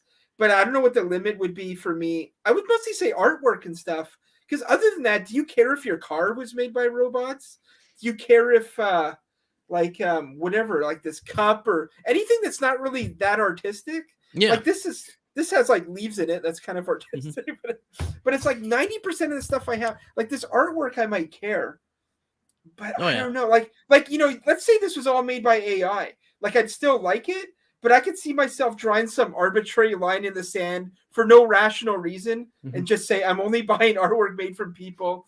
I could see myself doing that. But what about a song? What if someone has an auto-tuned voice? That's kind of AI already, and that's already in use.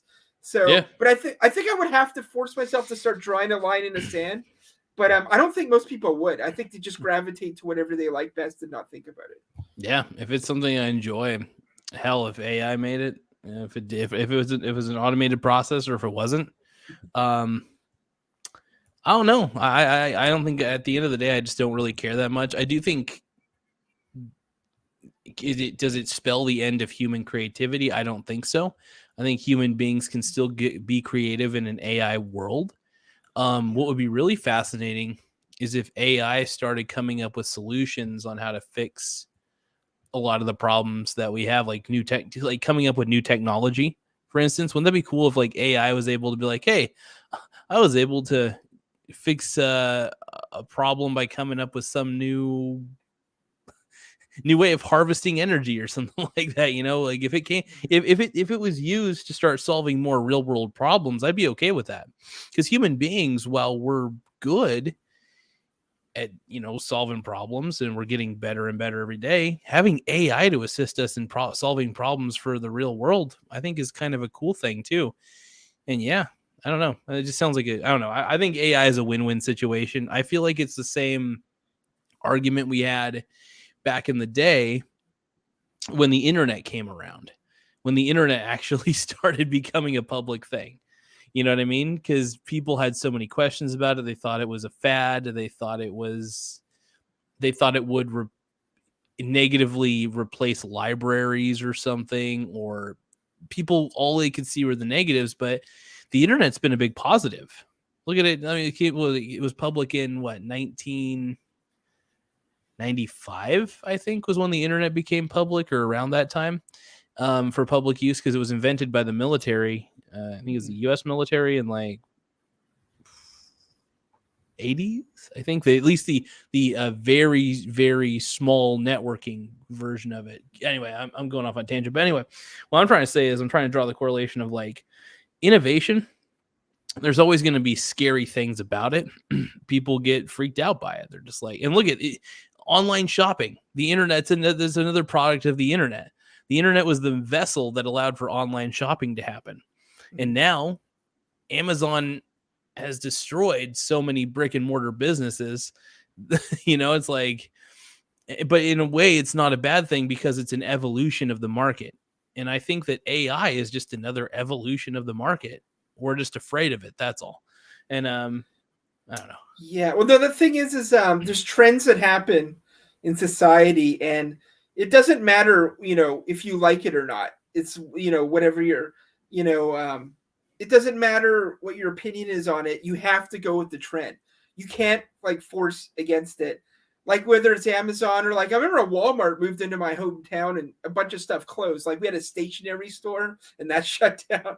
Like a lot of it was people who get to a certain age where they might retire soon anyway, but we're closing up because the Walmart's here. All the sporting goods stores closed because everyone started going to Walmart. And if they don't have what they want at Walmart, they buy it online and order certain things. Yeah. Which or they'll just, they'll buy a bunch of sticks in the bigger town over or whatever, hockey sticks or something. But it's like, but those are the trends. And these are mass trends. Same with politics. These are mass movements. And occasionally it aligns with what you agree with. Mm-hmm. And other times it doesn't.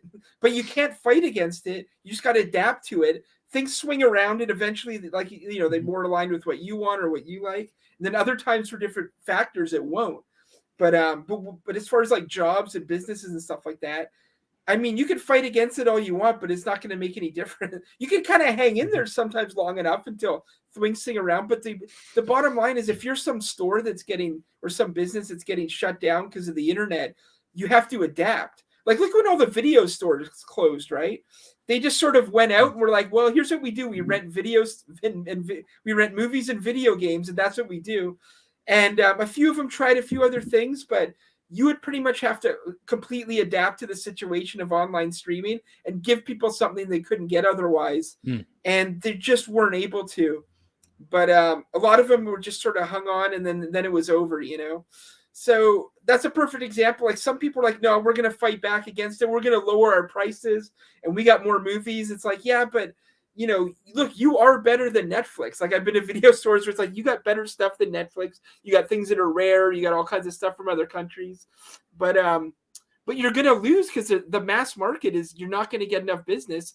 You're either going to have to lose money every month or shut down. So same with AI or anything else, you have to adapt with it, whether you like it or not, basically. And also, it's just, I mean, I guess the one word that I've noticed is, at least the one correlated word I could think of, would be convenience. Amazon is super convenient. Not only is it price effective, I can have everything I need delivered to me. You could say AI is convenient. I can write 10 scripts without having to think about it or picking up a pen. I just have to give a chat bot some sort of command, and then it does it for me. I'm not saying that you should be reliant on that stuff, but I think it adds convenience, and that's the most important thing out of all this, is convenience. Now, can convenience and comfort and things like that be deadly? Oh yeah, you bet your ass it sure can be. And that's why I think this is my basic philosophy here. I'm trying to kind of rattle it around in my brain real quick.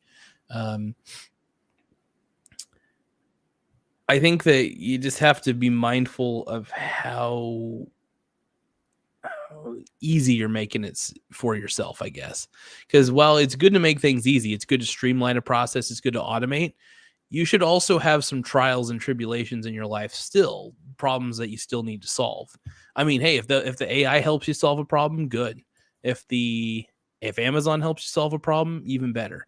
Stuff like that. I don't know. Everything's cheaper on Amazon, so I pretty much frequently order. Well, sorry, I was gonna say, what's the dystopian nightmare scenario? Is it everyone's on UBI, they order everything conveniently to their house, and they just sort of sit there and they don't even know if it's day or night anymore or what time of year it is. They're just sitting in a room having stuff ordered to them. Their UBI shows up in their account and they don't do anything.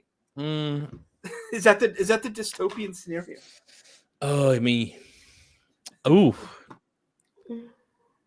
I wish I could say I have an answer. Well, I guess the bottom line is, would anyone care? Or people be happy like that? Like I feel like I would care. I feel like I'm going to need some challenges because I'm just dying in this like room sitting there. But a lot of people wouldn't care. There's a lot of like drug addicts now who would be like, that sounds good to me. So it's like, I don't know. I think it would make it to where people can branch out and do other things that they maybe, like for instance, like let's say you made working in a warehouse completely automated, right? Maybe all you need is just a cup. Oh, sorry. And you just need a couple engineers, for instance, to watch over the equipment to make sure it's still functioning, right? So you cut down on paying staff, and then that cuts down on menial labor that doesn't really, back, instead of having a person break their back, you have a robot designed to lift a package for, and search for it. I don't know how that technology works. I think it's incredible of how it works, but I think it forces people for work to do other things. And I think that it also, where some jobs are lost, I think they can also be created too. It just depends, man. It's crazy. I think that I like the automated world. I really do. I think it's smart, and I think you either have to embrace it with open arms or somehow let it crush you. I don't know if it'll crush you or not. I don't even know if it's all that dystopian. I think that it could be seen that way. You could either look at it from the Star Trek point of view, because look at the Starship Enterprise. You ever watch a lot of Star Trek at all? Yeah. Well, think about how automated the Enterprise was in the show. When you watch the Enterprise D, for example, in The Next Generation, right? The ship literally is a whole AI. The whole system, the whole computer system is. Is the ship fully automated? No. You still have, helmsmen and people, making sure it goes in the right direction, just in case. You don't want the whole thing to be automated, but there's a lot of systems that are automated by the computer and the whole thing. So I still think people are afraid of becoming useless, and I don't blame them. I kind of get that fear of becoming not needed, not useful, not contributing. I think there's a genuine fear to that, and I can't say I blame anybody for feeling that. I think it would be unfeeling of me to actually say anything otherwise, But Well, the question is, we don't know what new jobs will be created. That's the problem. Like, there could be a lot of new jobs, and it's like, it all depends how you, if you find fulfillment in your job, or like, there's a Protestant work ethic where work in itself is the end. It's not how much you make or what you're achieving. Work in itself is good, and that's all you need to know. Like, they don't really go beyond that. But there's people like Thaddeus Russell, who's like, he challenges that. He's like, I challenge that work in itself is good. He, like, for him, it's like, there's the people who are like, I don't live to work, I work to live, kind of thing. But it's like, but he's like my heroes are black slaves, because the goal was to only do as much work as you had to, and then the rest of the time you just sort of try and have a good time, kind of thing. And he's like, so that's the thing. There is a lot of people who just, like, I know people who will just, like, people who retire and then they get another job. They're like, no, I like working, But then there's other people like, no, I don't like working. I like only recreational things. I work just as much as I have to in order to support that. So that's what dividing line will be. For the people who love working, we'll see what kind of job. But like I said, we don't know what new jobs there will be. There could be a whole new industry that pops up after this. We don't know. I think meaningful work matters. I think work for work's sake, work with no purpose sucks. But I think work with a purpose, it rocks. It's like, I always like to say we'll pretend to work while you pretend to pay us, sort of thing, with the old communist. I love quoting that so much. It's the old communist. The people in a communist country typically would say something along those lines. It's like, oh, we'll pretend to work while you pretend to pay us, and we'll call it good. Well, a lot of financial gurus tell you, don't follow your dreams, don't follow your passion. That's like a dead end.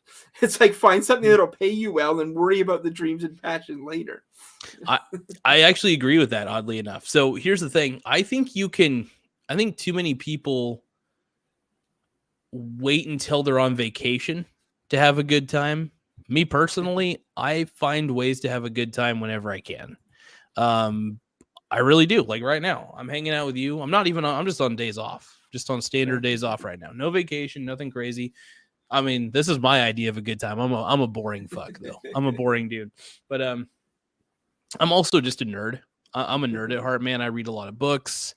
It's funny. I would have a bookshelf, but all my books are in a tote box. I just keep them all in one tote box, and that's it. And then when I'm done with them, I just end up donating them, like, to schools and shit. I need to actually donate them to more schools. I think that's something I need to do, because there's a lot of schools, I think their libraries probably suck ass.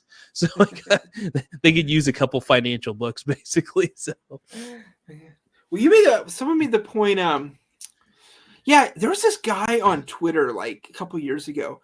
He was from Spain, and he was something involved in the medical industry, like medical technology or something. And he'd been working in the US, and he wrote some Twitter thread about how he was having to leave the US to take some other job in Europe. But he was talking about his time in the US. He's like, and he listed a bunch of things that were, good about America they didn't find in other parts of the world or something. But one of them was how Americans value entertainment as like a cultural, like a actual part of the culture. Like being entertaining is actual part of the culture, where because he's like, Americans understand it's not easy to pay attention to stuff, whether it's like a board meeting or a lecture or a presentation. And if you make it entertaining, people will like, people pay more attention, basically. And he's like, I don't find that in other parts of the world. And that's definitely what I found in Canada, is like, one of the reasons people don't like me is they think I'm ridiculous. And it's like, no, entertainment is a part of just my, like, I'm not making jokes all the time, but I kind of am, like at work and stuff like that. And people don't always get that. They think I'm just like there was something where there's some actor was having to go shoot in Russia, and he said his agent gave him something that the travel agent had given him that said things to do and not do in Russia. And one of them was, do not laugh or smile. People will think you're stupid or crazy, right? But in America, it's all like, everything's, people are making jokes all the time. Everything's very entertaining a lot of the time. And and other countries don't have that. So, that's what I found in Canada. People don't really get me because I actually value entertainment as like whatever the guy said, it was some sort of cultural attribute that's just part of the fabric of societies. Well, I think a lot of it comes from freedom. I still think freedom's a big thing, man. I mean, I know a lot of countries are free right now, but I think there's I think when people are free to choose things, like they feel happier naturally. Like if you go to Russia and people think that you're crazy for smiling or laughing, I think that says more about the country's people and the country itself than anything. It shows they're uptight and they got a stick up their ass, and it's like, and that's the thing. And also probably Russia's cold and miserable. I don't know, but yeah, these countries where people are poor, they're very serious. But there's poor people in the U.S. and you can be funny if you're poor. A lot of the funniest people I've known, even I've known, have just been like poor people who are funny. So, I don't know. There's something else going on with like those countries, but the same can be said for most Asian countries. Like stand-up comedy is not a thing in most Asian countries. It's like, but that's one of the things. That's one of the handful of things about America where you can find things that created here that didn't exist anywhere else. Something like stand-up comedy that's kind of spread to other countries now. But it basically started the idea that someone would get up and start telling jokes. I love stand-up comedy, man. I just don't understand how like how did stand-up comedy originate? Was that always a thing, or like on certain countries, or like was that just something that kind of came up and about? Because I think it started with Mark Twain in the U.S. who used to go around on a lecture tour. He used to do lectures and stuff like that. It was a lot of lectures in the past, like in the 19th century, just going like Jordan Peterson does, going around lecturing. Oh yeah, that used to be that's like a thing that was around 100 years ago. Like it was common for someone who just knew about something to have an agent. The idea of the seminar basically kind of came about so Mark Twain, my boy Mark Twain's the guy who kind of came up with the seminar then in a weird way. Yeah, he's credited with it. Yeah, and then it just that's so cool. But then it got away from like lecturing about like dinosaurs or whatever people talked about 100 years ago, like new fossils, and and like comedy started mixed with like the vaudeville circuit and stuff. Like England had something like that, but it was more musical. It would be like songs and dancing and stuff. And now they have normal things. Well, it makes me think because in a weird way, stand-up comedy is almost like a seminar. Yeah. You're chilling out, watching this guy tell stories and talking about stuff. But it's just like you're usually laughing your ass off in the crowd, just like, oh, this guy's incredible, or this girl's incredible, whatever. And holy shit, man.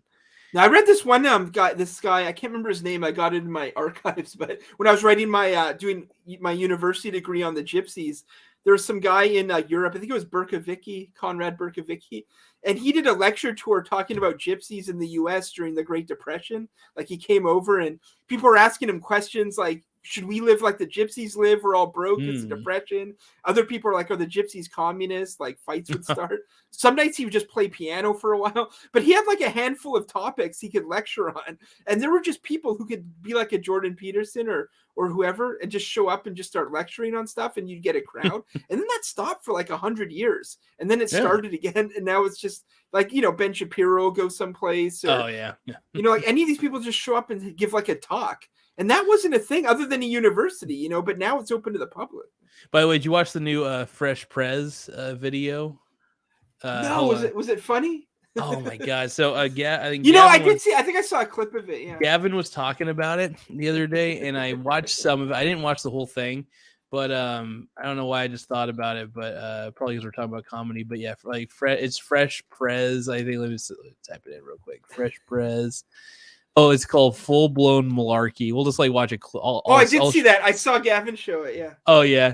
It's like 12 minutes long, but it's pretty funny, man. This guy needs to make more shit though. It's Kyle Dunnigan, I guess. Yeah, I don't Kyle know. Dunnigan.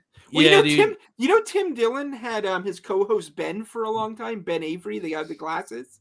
Oh, I like Remember Ben him? Avery. Yeah, Yeah, but he quit Tim yeah. Dillon, and now he works on this show. He works on the he works with the guy you just said who does the Biden Kyle impression. Dunnigan. Yeah, dude, that's awesome because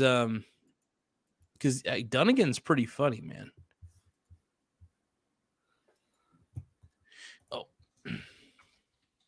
Oh, my girlfriend's like, because my girlfriend's peeking in on the stream. She's like, who's that guy? Who's the guy you're streaming with? And that's my boy. Woo. Woo. Tim Smith. Woo. The Lord of Canada. Oh, did you see the Report of the Week review today? See if I share that really quick. Oh, what was it again? The Yeah, he had a bad experience. Share it on there. Oh, here we go. Oh, hold on, let me pull that up real quick. Yeah, he had a bad experience with the new loaded tots from Domino's. I love this guy. Like, it's funny because I found out about this. Is he a kid? I don't know. He kind of looks like he might be a kid. He looks like a younger guy. I don't know. He might be like 20 now, maybe older. Yeah, well, I stumbled upon him because I used to. You ever watch Tosh.0? Yeah, he was on Tosh.0. Yeah, that's how I found out about this kid. I was like, I think that's how I found out about him. I can't remember but I just remember seeing some of his shit on there. And sorry, baby, I didn't mean to call you out. Hey, Tim left. Well, I think Tim accidentally closed his window. So for anybody viewing, Tim is still alive. He just closed his window. Here we go. Oh, Story about I did it again. Did I it left again? the studio. You guys stop closing the goddamn window, bro. No, you're fine. You're fine. That's funny shit though.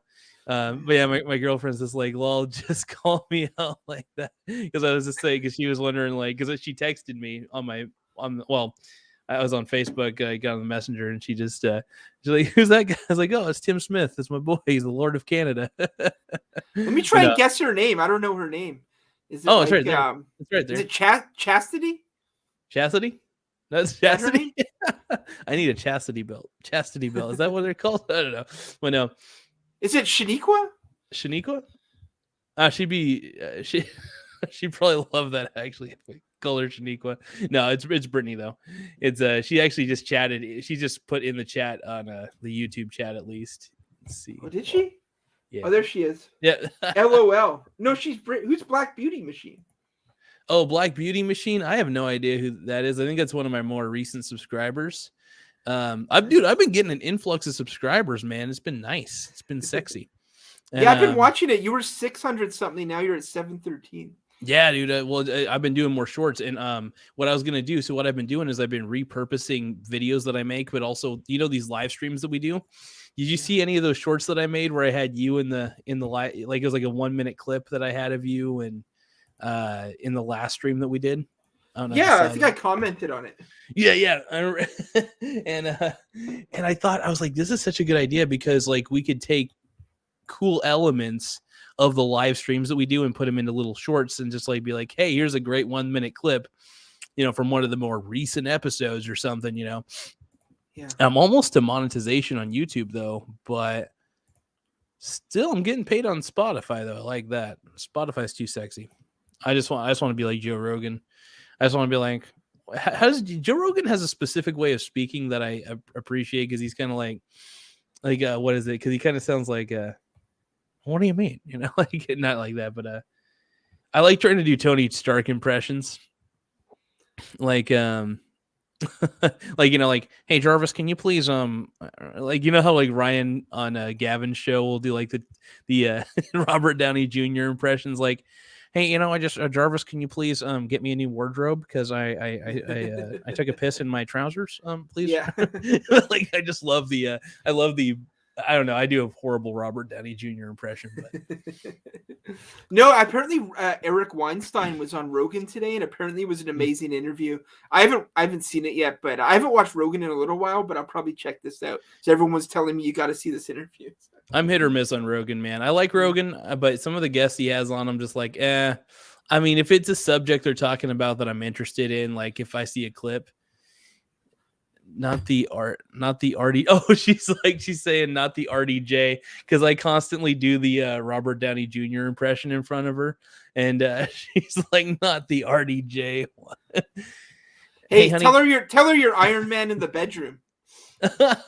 Hey, honey, just want to let you know, I just told Jarvis that I am the Iron Man in the bedroom. I really wish you would respect me a little bit more, and please respect the RDJ impressions because well, I may be 2 inches from the base to the tip. I am 8 inches from the butt to the tip. So I'm just I'm just shooting out my ass right now, but Chelo, you've got a bass. Chelo. Britney V. Well, what are some other famous Britneys? Britney Spears? That's the only one I can think of. There's a Britney Spears. Let's Brittany see. Murphy? Brittany Murphy. Yep. And then there's let's see. There's the province of Brittany in France. I think province of Brittany. Yeah. Let's see. What about famous Britneys though? Well, I mean, my girlfriend's on the show, so she's now famous instantly. So she's now famous Britney. Brittany and then Snow. Who's Brittany Snow? Brittany Snow. Let's see. I think Brittany Snow, is that a rapper? No, I think it's a rapper chick. Brittany Maybe. Snow? Let me check this out. Sweetie, is that like a rapper chick? What's an actress? It's an actress? Oh, okay. Yeah. Her dad is Jon Snow. Jon Snow. I don't know who that is. Never mind. I thought Jon Snow was the guy from Mad Men. That's a different Snow, I think. Oh, okay. Yeah. Brittany Snow? What is she? Man, when it comes to celebs, dude, I'm a lost puppy, man. The only guy I know is Christian Bale and Nick Cage. And then as far as the ladies go, I think Angelina Jolie. Let's see. Like if I ever named celebrity ladies at the top of my head, let's see. Angelina, J-Lo. I guess J-Lo. Yeah, I guess J-Lo. Caitlyn Jenner. Caitlyn Jenner, yes. Caitlyn Jenner. Who else? Let me see. I can't even really name male actors, to be honest. Like I barely know male actors half the time. I'm just like, hey, it's the guy who played this character. When it comes to celebrity shit, I'm just like, I'm off. Yeah. She was on a show in the earlier 2000s and a few cliche teen movies. Oh, nice. I dig it. Oh, speaking of teen movies, not another teen movie is the greatest teen movie of all time. That's the one with I always forget his name. Actually, he plays Captain America. It's got was she on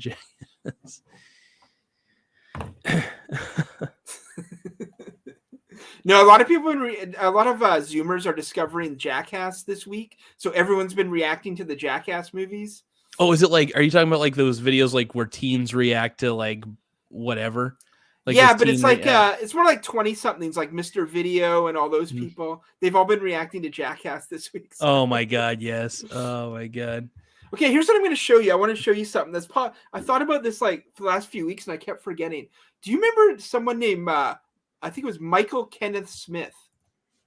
Sorry, David Kenneth Smith. David. He called himself King David. I'm going to show you this in a minute. He was some guy in like California, Southern California. He had gone to I don't know if he went to UCLA or where he went, but anyway, he got arrested. Like, let me see, how many years ago was it? He got arrested like 5 years ago for putting out YouTube videos where he was threatening to shoot people, and he sent some videos to his old college professors saying he was going to like. I don't know, maybe shoot them or something. And they're really, but anyway, he got arrested for that because he legitimately had a lot of weapons. Anyway, he went to jail for like a few years and he's out now. But here's the thing. He's back posting YouTube videos and he's doing rap. He's doing rap videos with no music against pictures he seems to have taken or just found. But the thing is, he's kept all his old videos up on his channel. But the thing is, I think he's just posting these videos from a public library or something because he was living with his mother back when he was threatening to shoot people. And maybe she died, or I don't know, they can't live together. I don't know. But anyway, I was going to show you something. Let me show you a little bit of King David here because this blows me away that this guy is back because I'm the only one who comments on his videos. They only get like 4 views. But this guy was like a big story 5 years ago. Let me just show you one. Just a quick here's him back when he was insane before he went to a jail. And every video he'd have his shirt off and there'd be a fan in the background and he appeared to be sweating. And let's just like play a bit of this guy. Hey everyone. So yesterday there is a shooting in Colorado at a Walmart. Or at least 2 people were killed and more were injured. You know, traditionalists would say that oh wow, he gets off of mayhem and murder and hearing other people die, and then they get off into this long. This is still on YouTube. He's kept all his you old know, videos. psychoanalysis about how you see, you know, power. Skip ahead of it. At least that's not what we're supposed to want, because then we would think it was a good thing. A good thing. So anyway, he just goes on and rants about his like opinions on random things, but after, he sort of threatens to kill people a lot the whole time. Jesus, but, man. But now he's back doing rap videos. Like, here's his new thing he does. It's hilarious. This is he did put out an album that it's just videos on YouTube that 4 people see. He called it Snitching on Humanity. And now he's out of jail. He appears to be homeless and doing this from a public library. And it's just nothing they say, so don't cry when you're gunned down on your holiday. No one owe you nothing to say as they pocket away money for a rainy day. No one owe you nothing to say as they lead you in cuffs away. Even the bill collectors say, from the ditch diggers to the board of Acme, they wouldn't have it any other way. Guess what I'm finally here to say? Guess what? No one can get away from what I'm here about to say. Yes, the world owes you something. Yes, the world. Oh, so that's this guy. But how hilarious is it? Some psycho. There's just a psycho on YouTube posting rap videos. I love it, man. Honestly, the only thing I can figure out about this guy is apparently when he was in college, he got written up in the dorms for smoking weed, and apparently he went insane after that. Like, all he did was get a write-up, and he had to talk to someone who ran like the dorm or something like that. They had to have a meeting, and he never let it go. And he just went insane after that. He was like a journalism student or something. Yeah, and, sometimes it takes like one little thing, man. Sometimes maybe that was already. I think some people, like, they're already on the brink of like breaking a little bit, and then they just take that one little thing just to make them kind of snap, and they're just like, well, fuck it. They're just like, well, fuck it. But that's we don't know. theory. He didn't seem to have a job. I don't know. I think he was living with his mother, because I did deep research on this guy. I want to find out more. And people said, yeah, he lived with his mom, and sometimes she looked like she was beat up. Like, I think he was beating her up or something. Oh my God. Like, she was elderly, and it was Jesus. just weird. Because this guy's got, if you go to his channel, he's got all these old videos with his shirt off, just talking about all kinds of social issues and stuff. And but then eventually you'll see like a table full of machine guns and weapons he somehow got, and he starts threatening to shoot up like parks with kids in it. And then the FBI burst his door down and arrested him, and he got like 3 years or something. There's like a mugshot of him out there. But now he's back and he's posting rap videos and giving his opinions again. But he didn't delete any of the stuff he went to jail for. It's still on there. Is it? That's interesting. So what do they do with that then? I mean, they can't charge the same guy for the same threat twice, because it's like. But not only that, is like, you do those little shorts. Mm-hmm. His shorts are appearing in my feed, and I don't know who's doing them. I think they're from his channel, but they're of his old videos, of his old shirtless rants. I bet he's remixing. So I think he's doing what I'm doing. So you can take any old video that you have and just like go on your smartphone, basically. So I go on my smartphone like all the time, and well, not all the time. Whenever I'm on there, I try to I do short remixes. So I'll take you can only do this from the YouTube app, by the way. It doesn't let you do this on the desktop, which pisses me off. Yeah. But you can go on the phone, go to the YouTube app, hit the remix button on any of your videos that are yours, and then just make minute-long videos, 15-second videos, 30-second videos. That's why I'm able to take like clips of our show and just like upload like 20 different short ones, because it's free advertising for the channel at the end of the day. But if you were this guy who did 3 years for threatening to shoot people, would you be cutting your old clips into 30-second shorts and reposting them after you're out? Like, I just looked at him now. They're from his channel. He's got like 10 of his shorts up. One of them's called Run and Get Shot, Take Cover and Get Shot, all about how he wants to shoot some people. This is after. Why would he find his old videos, clip them, and then put them out as shorts? Maybe he wants to go back to prison. I don't know. That's the thing, man. I think that's the only thing I can think of is that some people just want to go back to prison, and it's like, like he rants about Trump a lot. He doesn't like Trump. He always complains about Trump. But it's just like, it's just the weirdest thing in the world. He has like an English like circus face, like someone who worked in a circus. He looks like Tim Curry, the actor Tim Curry, who played the original It in the TV movie, and he was the Frankfurter in the Rocky Horror Picture Show. He has he has one of those kinds of faces, but this guy is just so weird. But it's just hilarious because I'm like one of 3 people who even know he's back because I get in his video. Oh, he's got a new rap video. He does like one every couple weeks. It's just hilarious, you know. I love it, man. I love it. Yeah. Man, it's the creepiest stuff. That's the creepiest part of YouTube I've been able to find. Do you know what's even creepier? So I found, I don't know what it is that scared me, but there was this video I found. It was like, if you look up spooky videos that are on YouTube, you're going to find weird compilations. But there was this one. It just bugged the hell out of me. And it was just like this like robot singing. It was like a legit robot that's like, do you know what I'm talking about? I don't know. It just, yeah, like just look up.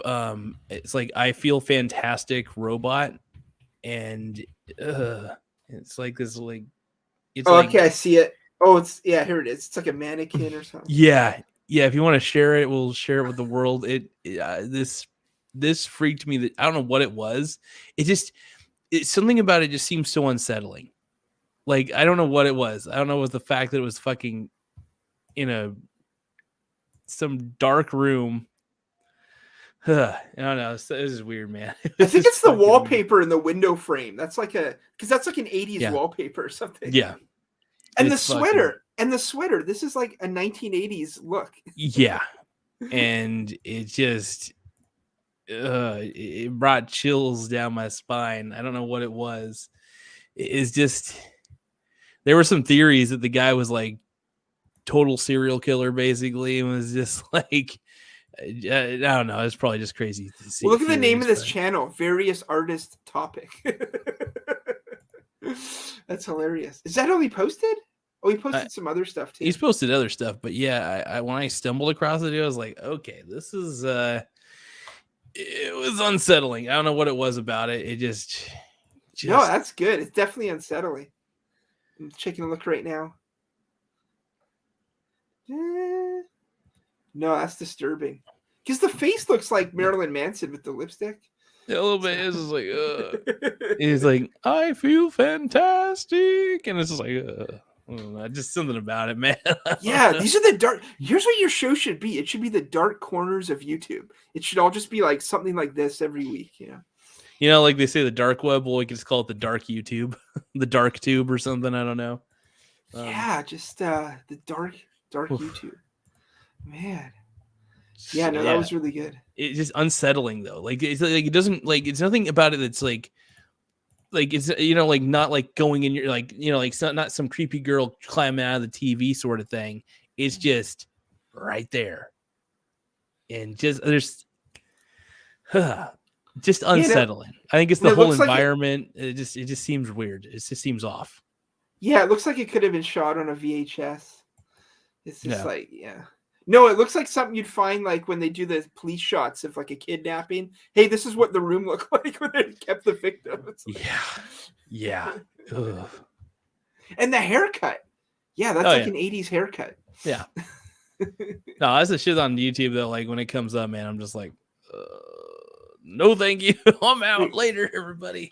I'm done. It says this. Has Brittany seen this? Which one? The robot one? Yeah. I think she was one of the ones who had shown it to me because sometimes we look up like creepy ghost videos and creepy videos on YouTube and stuff. So I think that was one of the ones she showed me. I might have accidentally just stumbled across it. There's just so many. Oh, I think she ended up saying that she ended up dipping out of the chat. She ended up texting me. She's like, "I'm dipping. I'm gonna go to bed." Well, or I think she said she was gonna go to bed. I have no idea. I can't remember, but she said she just. Yeah, it's just so weird. I don't know what it is. Yeah, there's been some weird stuff. Like, there's a video out there about like the top, like what was that one CGI where they're I'm going for a walk today or whatever. You remember that one CGI? Well, I'm going for a walk or something. I don't think I've ever seen it. No.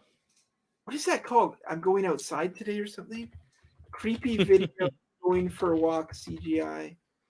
Hey, thanks for doing this live video with me, man. I just want to thank you real quick because first off, doing these live videos allows me to like remix them. Dude, So this is about 120 minutes, right? We're already like 2 hours in. And so that's basically, if I did a minute long video for each minute of this, it'd be 120 videos right there. So, and it's really nice to repurpose them into shorts because A, it gets more viewership to the channel. B, honestly, I want to eventually get so big that that I could promote. Like if you decided to start a YouTube channel, I would get to promote you.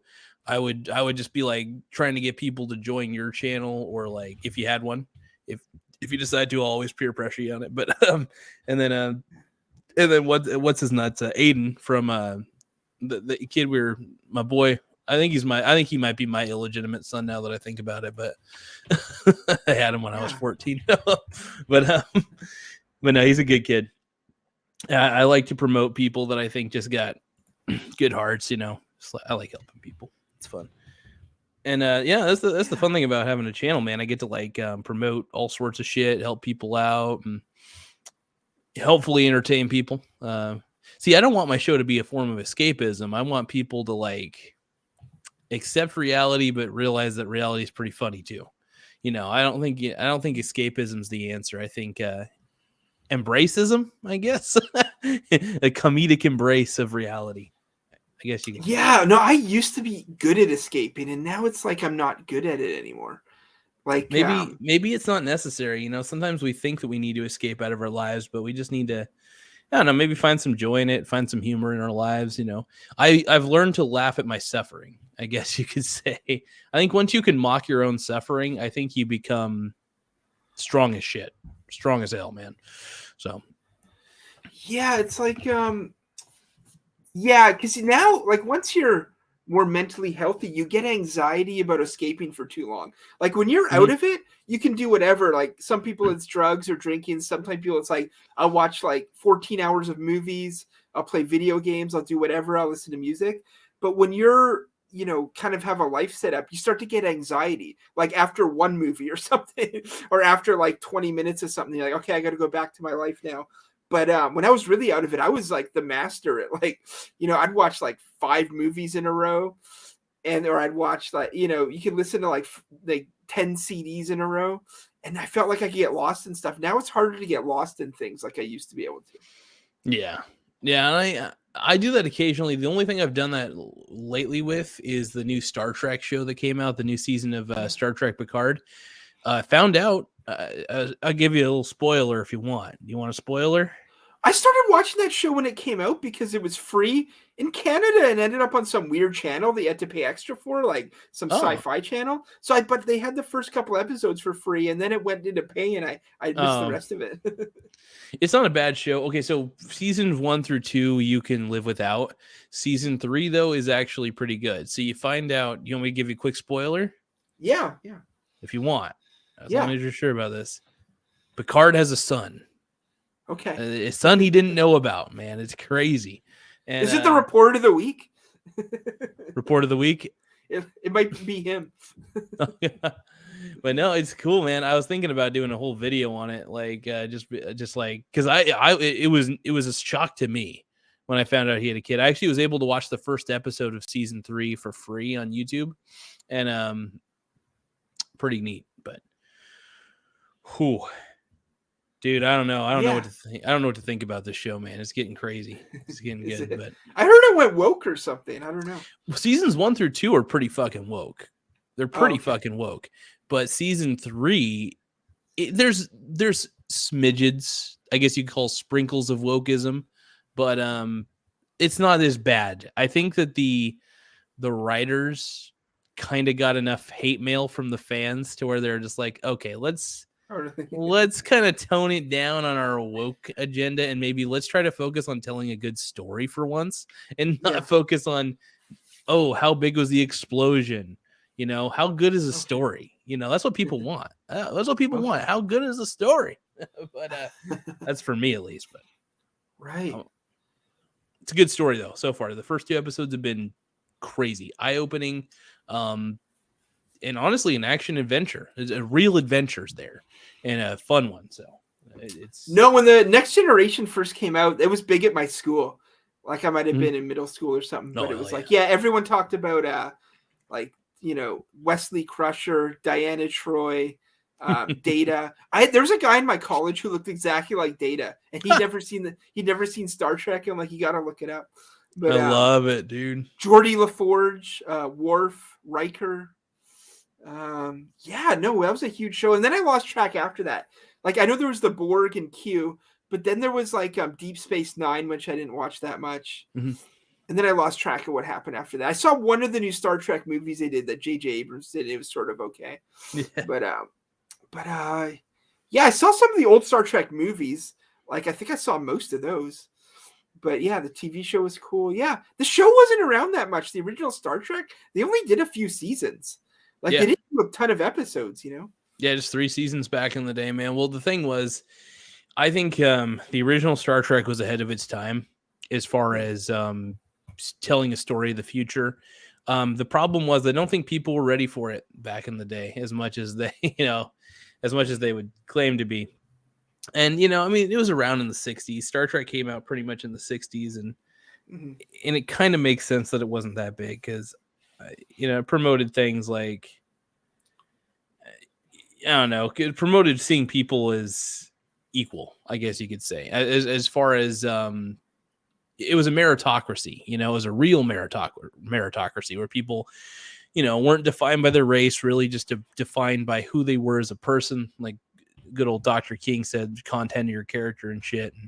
And, but stuff like that. And that's one of the reasons I love Star Trek so much is because it always promoted that idea that it doesn't matter what race you are, it doesn't matter. It just really matters, what your actions are, what you're, who you really are, I guess, what you're able to do, what you think, I guess, matters to a degree. But I think what you do is more important than anything because you can think whatever you want, at the end of the day. But I mean, philosophy matters. I think philosophy matters. I'm going off on a tangent, but it gets complicated, but. Yeah, it ended 65 to 69, but it felt like there was a million episodes because they replayed it for decades after. Like it was on all the time when I was a kid on TV. Yeah. Well, yeah, it's because they constantly would recycle those episodes. It didn't actually get really, really popular until it was syndicated. Like when they started, because syndication made it popular. Like when it was out and running on NBC back in the day in 65 or 69, it was like, it was watched, but the ratings were not like through the roof. Okay. And the executives at NBC basically were just like, well, we're not really turning a good profit from advertisers. I think they were also losing advertisers was a big deal.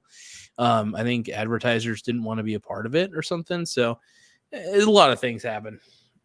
Yeah, but like people had different standards back then for what was a big show. Like a big show band. Like I was looking at some documentary on like the Peanuts movies, like Charlie Brown, like or their TV specials, right? And it would get like 80. One of them would get like 80 million viewers or something. Like, well, it wasn't as big as the Thanksgiving one we did last year or something. Like the standards are because there was only a few networks back then, and it was like the standards were high for how many people would watch. Like now, if you get 1 million views for a show, that's huge. Like like CNN has shows that break less than 100,000 viewers.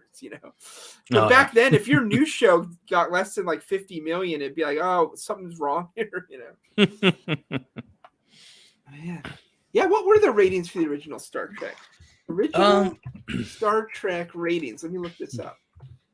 I bet you they were high. But see, when you search this, it doesn't show you. It just shows you like the Rotten Tomato rating. But oh yeah, like if you want to know like what like you're talking about like the Nielsen ratings and shit for TV back in the day or something. Star Trek series. Does it say the ratings here? Let's see. Syndication. Jarvis, can you please look up the ratings for me, please? I need the ratings for. Well, I grew up with WWE when it was Raw versus Nitro. So every week we checked the ratings, like who won Raw or Nitro. When they were going like head to head. Yeah. So that's how I got into ratings. And then it was like Seinfeld versus Home Improvement. It was Letterman versus Leno, Conan versus whoever he was up against. He had some different people he was up against. So I kind of got into ratings for a while to see like what shows. But yeah, it's hard to find out. It's hard to find what the actual ratings were. Star Trek original series season 1 ratings. Yeah, again, this is just people rating it on Internet Movie Database. I don't know how many IMDb, people man, it's pretty solid. I love IMDb. How many people watch Star Trek original series? Maybe this will come up.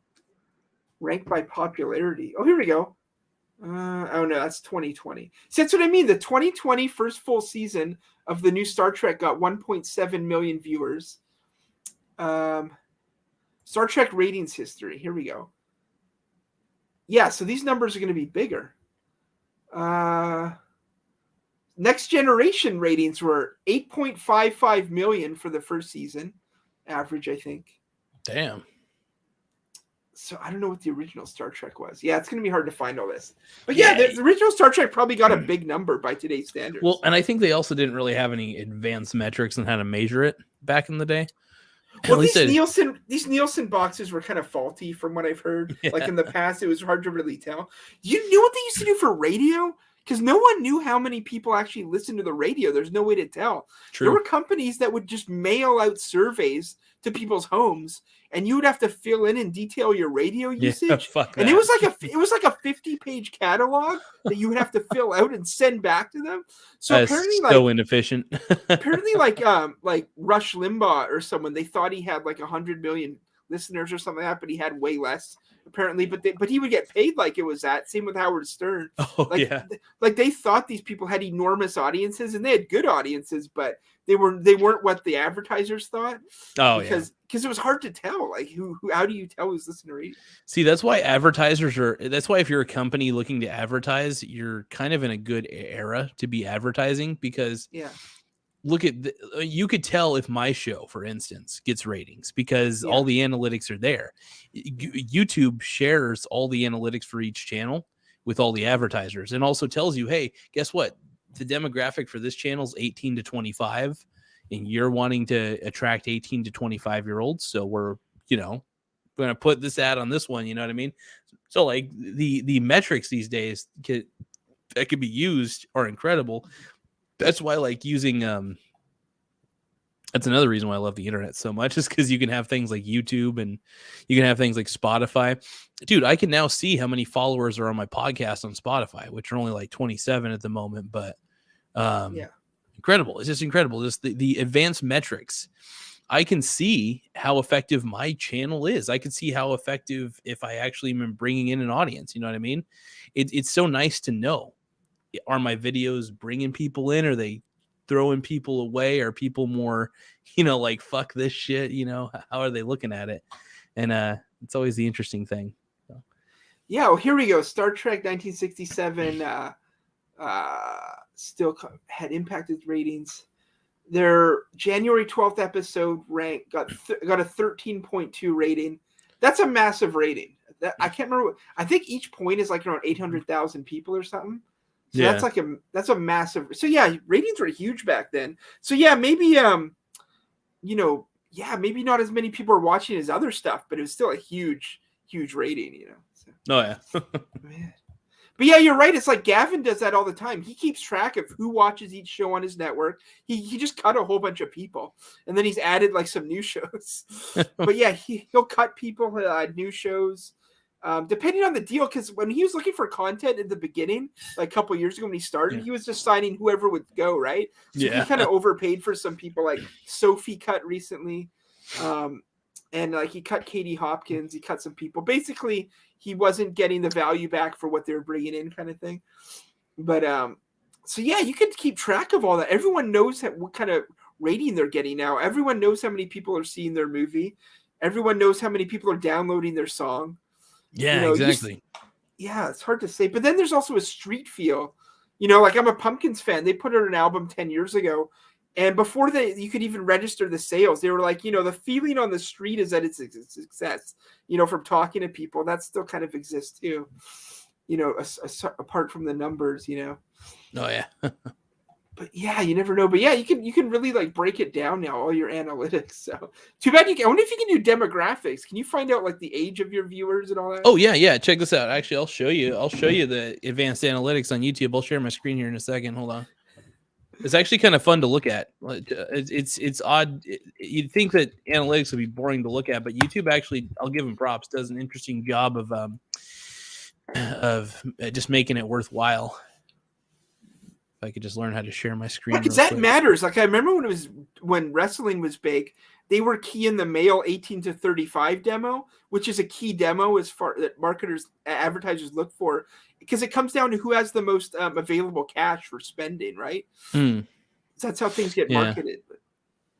Let's see here. So let's see. Channel dashboard. I think that'll be this one. Yep, here we go. So I'm going to present it.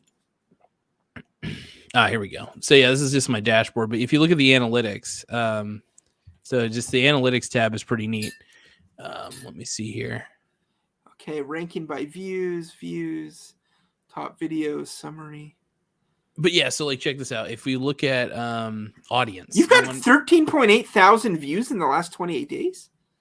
Yep, that's in the last 28 days. Yep, that's pretty good. Now, a lot of those are short views, though. I will admit. Like, look at this: how to find no porn at all on YouTube. Life hack 2,299. I'm telling you, these short ones get you the most viewership, but it's very tough to get them to subscribe because the subscribe button is there, but it's not like in your face. So people actually have to kind of go out of their way to subscribe. So it's a little annoying, but it kind of, people still do subscribe one way or another. I've seen, like, you can even see how many subscribers you got from this alone. Because of this video, 142 people subscribed to my channel because of this video alone. And if I want to, I can also see when people are dropping off. So like they kind of start dropping off more towards the 30-second mark, stuff like that, which is normal. Now, if we go back, if we want to look at overall audience, I could go to on channel. So you always have to go to studio.youtube.com. Right. But yeah, so let's go to like audience and see what we got here. Like you can see your geographies too. Check this out. 53% United States, 5.8% India, 3.1% United Kingdom, blah, blah, blah. You could even see more. So I'm like being seen even in a very small scale from people across the globe. And it's weird that, sure, half of them may be the United States, but look how many other rando countries seem to be viewing my. It's kind of cool just being able to see all that. Where is it? I can't see these countries. Where are they? Are you looking at that? I don't see it. Oh, hold on. Oh wait, why is it not? Oh, hold on. It's not displaying properly. Oh, it's because I'm sharing the wrong. Okay. Yeah, I had two instances open. That's totally my bad. All right, so let's go to chat. Like, okay, so I didn't even realize I wasn't showing anything. So you just go to analytics right here, and then is it working now? Is it showing? Yeah. Okay, cool. Yeah, so like 13,757 views in the last 28 days. But yeah, you get to see like, these are. So are these your all-time biggest views? These are in the last 28 days. All these right. Let's go to your. I want to see your top content though. All time. You want to see all time? Yeah. Is that what that is? Your top content in this period? That's just in the last 28 days. Now, my channel has gotten 289,282 views so far, all time, lifetime. See that 82,000 views. Okay, that's your biggest one. Yeah, let's see here. Am I in any of these? I might not be on any of these yet. Maybe. Let's see here. So these are the how to find no porn. That has 82,000 total views, basically. How to find no porn on Facebook. If you're lucky, try not to come, please. Stuff like that. These are awful. And I don't show any porn, obviously, but I just I hint that I might have the solution to find it, and then I just kind of give up at the end of the video. And I start kind of getting all emotional that I couldn't find porn. It's my version of stupid comedy, but people seem to want to look at it. How to find no porn on TikTok, 13,000 views, 13,000 for this one. This was the how to avoid all porn on YouTube LGBTQ edition. Let's see, the Chinese Warren Buffett, Primetime 99 Alex Stein on Tucker Carlson show, my reaction, blah blah blah. But stuff like that, and none of our videos, the collabs we've done, have gotten to that point. But we it did takes one that had like about 500 or something, didn't we? but it takes time though. It takes time for those videos to go get more views because it's kind of a snowball effect. This one right here, the how to find no porn on YouTube, I constantly am getting new views for it every day. Every fucking day. And it keeps I wouldn't say it keeps my channel afloat by any means because I still got other videos that people watch at random. But like if we go back to Lifetime and then we look at see more, I'm pretty sure we'll see the Tim Smith, Michael Garza one on here if we were to like scroll down a little bit. So if like we had one that had like about 500 or 600 or something, didn't we? And I think that one is let's see. I'm just gonna do Control F real quick on the browser. It might have had like 500. I don't know. Let's see, Tim. So prime time, Alex Stein. Oh, it's only showing the top 50 results. Hold on. Yeah, I can't remember how we had it. It was like around that or something. We had a good amount of viewership though, and I remember that one too. Hold on, maybe I probably didn't call it Tim Smith per se. Hold on, let me see. Find. Yes, SBF cellmate from the Bahamas calls Michael Garza. Yeah, that's the one to rat out SBF live on air, talking in sleep. Yeah, 550. Yep. So that's one of my average view duration 37 seconds. that's high praise. Wait, was it was it really only 37 seconds? Hold on. No, it looks like it was 224. Was it? Two oh, 2 minutes. Yeah, 2 minutes 24 right. seconds. Yeah. I think you were probably looking at the one that said probably this one was 26 seconds, but that was like Brady a minute long spends video. time with his kids too. Oh, Tom. Oh, yeah, that one's like 37 seconds. There's some that like the viewer retention, they get so disgusted at the way I do things that they're just like, I'm fucking out. Like I might drop too many F-bombs at the beginning or I just get too inappropriate, stuff like that. And I've had people complain like, I will never subscribe to your channel because you're disgusting. And I'm like, it's like, well, do you want to peg me and then call it good and then subscribe? Stuff like that. But yeah, I'll just make jokes. But yeah, at the end of the day, I enjoy it. I enjoy looking at the analytics. No, what's funny though is you don't see it on YouTube or with new media as much. I was watching some old video from 20 years ago. It was from a local station in Chicago, and they were playing like some concert footage. And the guy who's like the local TV guy, he starts yelling into the camera. He's showing like tapes and stuff. He's like, we're going commercial free this hour. See all these tapes? These are the commercials my bosses are telling me to play, and I'm not going to play him. And he throws him. He's like, I'll probably get fired for this, but I don't care. You guys deserve an hour commercial free. But you don't see stuff like that anymore, like that kind of hokey kind of shilling. But that stuff, that was really fun. I'm like, I wish we saw that again. Like you should come up with something like, YouTube's probably going to fire me for this, but I'm giving you this free content right now and then hit him with something. God, that's actually a good idea. Actually, that would be a good title. YouTube may fire me for doing this. And I think that would get a lot of just attention right there. Just throw every buzzword into the title. Use life hack. And, like life hack always seems to help. Either porn. YouTube may fire me for this life hack. Yeah. Oh my God. Hold on. I don't want to let that go. Hold on. Let me YouTube may ban my channel for sharing this life hack. YouTube may ban this channel. Oh my God. Wow. So YouTube may ban my channel for showing this life hack, or YouTube sharing this life hack. Yeah, YouTube may ban this. That's actually not bad. You know what? And then just throw the word reaction in because people like clicking on reactions. Yeah.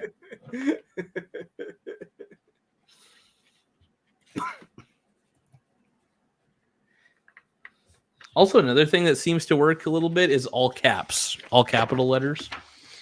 Like when people see a title with all caps, they're like, what the fuck is wrong with this guy? Especially if you're talking about like, I don't know, like porn or just like creepy stuff on YouTube. But yeah, here's my, you remember we were talking about the demographics, right? Well, here's my age demographics for my channel for all time. Yeah. Let's see, 13 to 17-year-olds. That's disturbing. 1.3%. I feel bad for those kids. They shouldn't be watching my channel. Let's see, 18 to 24 years is 39. So mainly 18 to 24-year-olds are watching my channel. That's actually kind of funny because I'm like 34. So I guess I'm surprised. So 39.8% of my viewers are children, and then we got 26.9%. 25 to 34-year-olds. That's not bad. Then we got 35 to 44-year-olds, 19.8%. Yeah, 45 to 54. That's 7.9. How many seniors? 65 plus. Yeah. 1.4%, which doesn't shock me in any way, because once they start watching my channel, they're probably just like, oh, that boy's going to hell. They're probably just like, that boy going straight to hell. You need to have more stuff they remember, like Lucky Beer. Oh yeah, no, I'll just do like an ad for Lucky Beer. I don't even know if senior citizens really go on YouTube. I think anybody who's 65 plus is hanging out on Facebook, and they are not the demographic. I don't want to talk to some Aunt Sally out there who's just like, oh man, I'm just gonna fuck Donald Trump. All those people. That's pretty much what you're gonna get is 65-year-olds complaining about Trump on Facebook, probably. Yeah, I don't know. Yeah, seniors are not a good demographic to expand. Yeah, I avoid them unless I'm trying to like sell them life insurance. No, that's not a good thing either. You don't want to sell a senior life insurance. Never mind. Take that back. Unless you're trying to like, I don't know what you sell seniors these days. Dentures. I mean, dentures or. Well, there's all those senior scams where people call them up and they're like, "Hey, it's me, your nephew. You remember me?" My grandma got one of those calls. Actually, luckily, she was smart enough to know it was a fucking grifting piece of shit out there.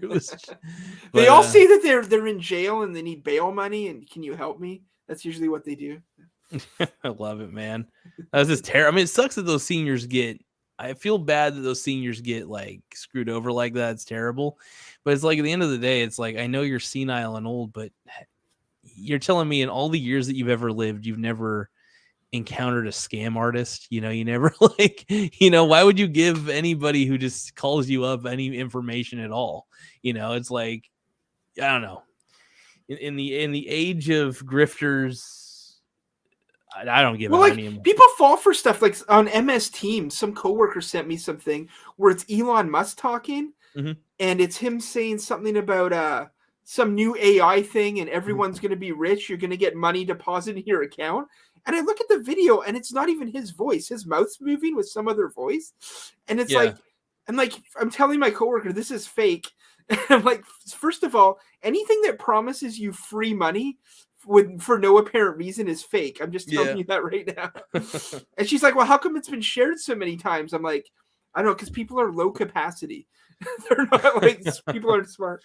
Well, people aren't taking the time to really research what they're sharing half the time either. And I'm guilty of that. I ain't gonna lie. But that's a rule, like in different, like you get into stocks, it's like when you get into it, there's some people right off the bat that'll say, here's how you're automatically going to be rich. It's like, disregard all of that. It's like, that's not going to work. That's why I gravitated to the few people who are like, no, you're going to up your dividends like $2 a month. That's what you're going to get. After 30, 40 years, you're going to have this amount. It's going to be a long, slow grind. It's not fun. It's boring. It's not a good time. And that's how you'll make your money. I'm like, okay, this sounds more real. No one's promising me anything. It's like, no one's trying to sell you like a $10,000 course to learn all the hidden secrets of day trading. Ooh, like all that garbage. Ugh. Or just follow my method and you'll be rich.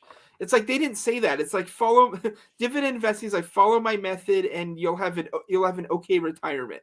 It's like that sounds more realistic to me. But yeah, a lot of scams, and it's just like everything's a scam now. Every time you leave your house, it's like nothing's real. It's like there's like in anyone's hometown, there's like a handful of things that are real. There'll be like one restaurant that's good. There'll be like a couple other, there'll be like one nice park or something like that. For the most part, 90% of things are just fake and a scam. So you just got to find the things that are real and just cling to those, There'll be like one coffee shop that's good. And then the other one is just like awful, but they have a nicer sign. It's like, but it's not real though. Yeah. So it's just like cling to things that are real. I mean, there's not much, but just try and do it. Fuck reality, man. I don't know. No. The way I look at it, man, just keep investing in things that work. I bet against Bitcoin, which I think is my most valuable investment, by the way. my investment in an ETF that has contracts that bet against it is like seriously, that is my best investment right now. I think that I mean, I still have Bitcoin, like I said to my boy Aiden as well earlier. Yeah. I don't know, man. Well, if crypto takes off, then what might happen is Bitcoin will be like it'll be like obsolete. It'll be like an early version of software that's no longer used. That people remember. Oh yeah, Bitcoin is one of the things that started it, but it's worth zero now. Well, let's say Bitcoin. Let's say Bitcoin goes to the moon, though. Let's say it goes to the moon like everybody says it will, right? Let's say I don't know, it goes to $100,000 a coin, which would make it that would be impossible because that would put it in a market capitalization at an unreal proportion. I don't think people are that stupid, hopefully, but yeah, I mean, I have a position in Bitcoin, so I don't lose anything because I'm a hedger, man. I got Bitcoin here. I keep buying into the biddy as it goes down in value, just because. Well, when Bitcoin goes up, biddy goes down. So when Bitcoin goes down, biddy goes up, baby. Woo! It's basically just a way for me. Is it hard to sell your Bitcoin if you want to sell it right now? How could you get your cash? Like, how long would it take? Honestly, it's really easy right now because everybody's buying into it. So the trick is if everybody's selling it, it gets a little tougher to sell it because everybody else is. But if everybody's buying it, it ups the price, and then you could sell it really easily. So it's kind of it's a catch. It's a weird catch, but Can you convert it to cash instantly if you sell it, or does it take like 24 hours? Or? It depends on the crypto brokerage. I use Coinbase and I use Robinhood. I still think crypto is garbage, though. I'll continue to promote crypto as being garbage, but the only reason I have it is to hedge against my bet against it. So just in case I'm wrong, just in case I am just in case I'm the idiot. I don't know. I doubt I am, but I put it in a category of stuff for just hedging and diversification in general, like gold or artwork or wine, like other stuff people invest in. Like I don't know that it's like you can make a case it's more BS than those things, but it does seem to have some value. It goes up and down. So if you're gonna invest in some other stuff, diversification for like emergencies, if you're gonna have gold and because how many of these podcasts advertise gold, like pretty much all of them. You might as well have some Bitcoin. It's like put Bitcoin in that basket. Gold at least has utility. That's gold has real utility. Well, it has some value. Gold's not really used in industrial purposes that much. It doesn't have like a good value like that, but it still has market value for like, I don't know, people trade it and still people use it in jewelry and stuff like that. It has value, but it doesn't have the same like industrial value other minerals have. So I mean, it does to a degree. Think about it this way. I mean, you can use gold in like certain parts for a computer, for instance, if it's a very expensive computer, that is like we're talking about top of the line, you actually need gold for it, sort of thing. But because it's a great conductor. It can be a great conductor if used right. But I don't know. But the problem with gold is that per person, there's as much gold currently in circulation right now as there was during Roman times 2,000 years ago, because we keep mining more of it. So there's more gold out there, even though there's more people. So it's hard for it to ever really like take off in value. Because everyone always says, oh, gold's going to go to the moon. It's like, yeah, but they keep digging it out of the earth. And when they run out of that, there's asteroids flying around that are all gold. You can just lasso one. And eventually gold's going to be abundant. It's never going to just shoot to the moon. Like you're not going to have like a little like, gold bar and then it's going to be worth $1 trillion. Like that is never going to happen because there's always, you can always get, and even in Russia, I think they can create diamonds and gold. They have a machine that creates diamonds in Russia. So it's like, so this stuff is good to have, I guess, in an apocalyptic scenario. I don't know. Or it's mostly used in illegal trading for drug trade and stuff like that. You talking about gold or mostly diamonds and other things, but maybe they use gold too. Like I'm sure somewhere there's people trading gold for weapons somewhere in Africa. But for the average consumer, it's like, nothing wrong with it, but it's never going to explode like they tell you. Like every podcast is brought to you by some new gold company. Oh yeah, and it's just like I think I would buy gold at the lowest possible price. I think right now it's a good time to invest in gold because interest rates are high. And I think when interest rates are high, I think people are less willing to pay money for gold. Oddly enough, I think that's my theory. I don't have any real evidence to back that shit up, but that's just my crazy wild thoughts. But check out the price of gold right now. But yeah, I don't know. I think it's still more valuable naturally than the dollar because the dollar has no real intrinsic value. At least gold has. I guess you could say gold has intrinsic value in the sense that it has utility, real utility, but it has gone up over time, but it hasn't. It's also dropped sometimes. Like it was big in 1980. By 2002, it had dropped considerably.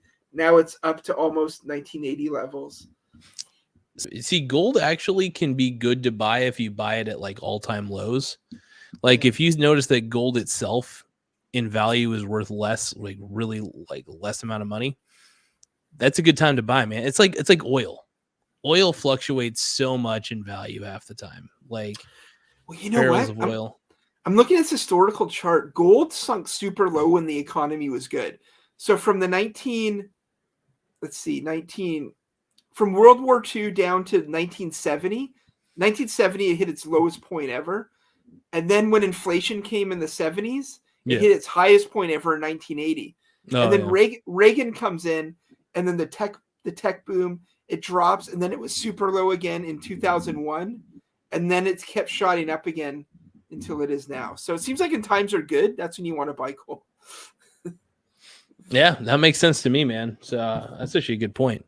I start buying more. What's really cool, I like buying gold ETFs every now and then to actually give you actual exposure to gold. It's still risky, though, in my opinion, because it's like you're not holding the gold yourself, but it still gives you the natural, at least, if you wanted to, I guess you could say swing trade gold prices. You could technically do that through an actual ETF backed by real gold, but that's a discussion for another day, though. But anyway, here's my plan. I want to have enough dividend income in retirement. That's going to be monthly dividends. Mm-hmm. And then I'm going to have one or two or maybe more stocks that I can sell like at retirement. Let's say I retire at 60. Mm-hmm. And let's say I've got something worth like $30,000-$40,000. Yeah. I want to be able to sell that and just like launch myself into retirement with that money.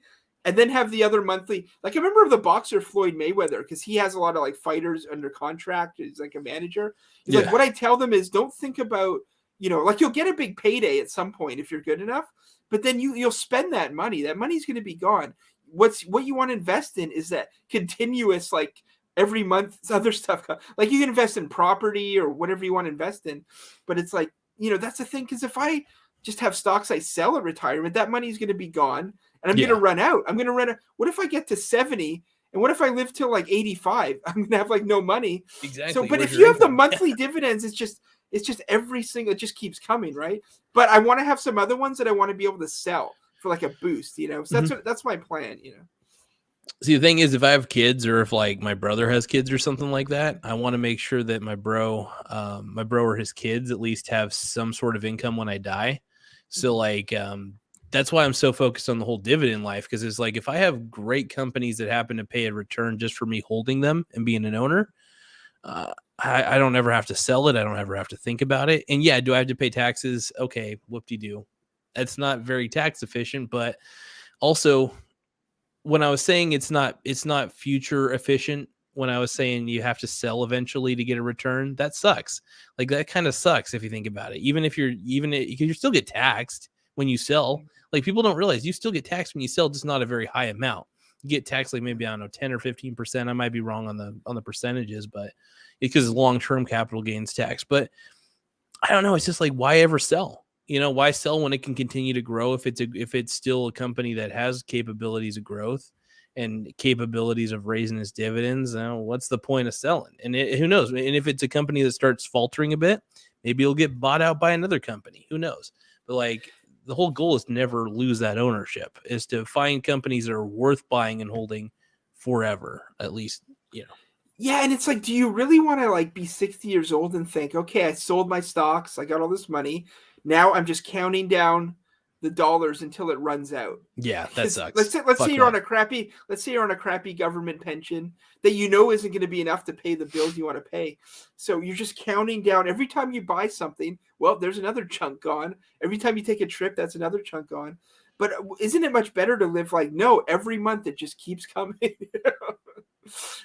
Doesn't run out, you know. Yeah, that's the only fear I would have in retirement is just running out of money. That's why I think, like, why the hell would I sell my investments? Sure, even if I had, like, you know, millions of dollars, it's like, what if inflation gets really out of hand when I get older? You know what I mean?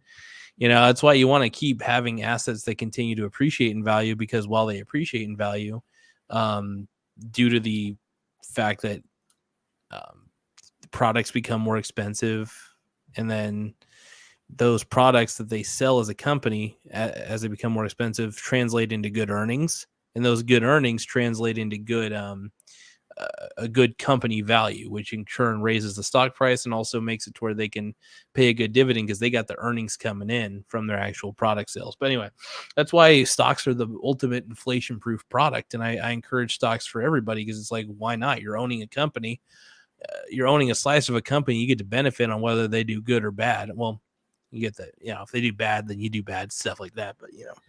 Yeah, and you know, you could be retired for 20, 30 years. You could have like a 20, 30 retirement, and inflation's going to go up in that time. So you want stocks that are going to raise their dividends during that time to make up for inflation, yeah. Yeah, so I mean, you're basically getting a growing paycheck over time too, which is kind of nice. So I mean, if you're willing to sacrifice dollars, you know, if you're willing to basically live a little shitty, you know, like sometimes it's like, I think Jim Carrey said it best, like if you're not willing to live a year, what was it? I'm misquoting this a little bit, but if you're not willing to sacrifice a ton of things for like a whole year, basically sacrifice comfort, stuff like that, to get the lifestyle that you want, then you don't deserve the lifestyle. And I agree with that. The funny thing is, I mean, the irony is, I have no lavish lifestyle that I seek.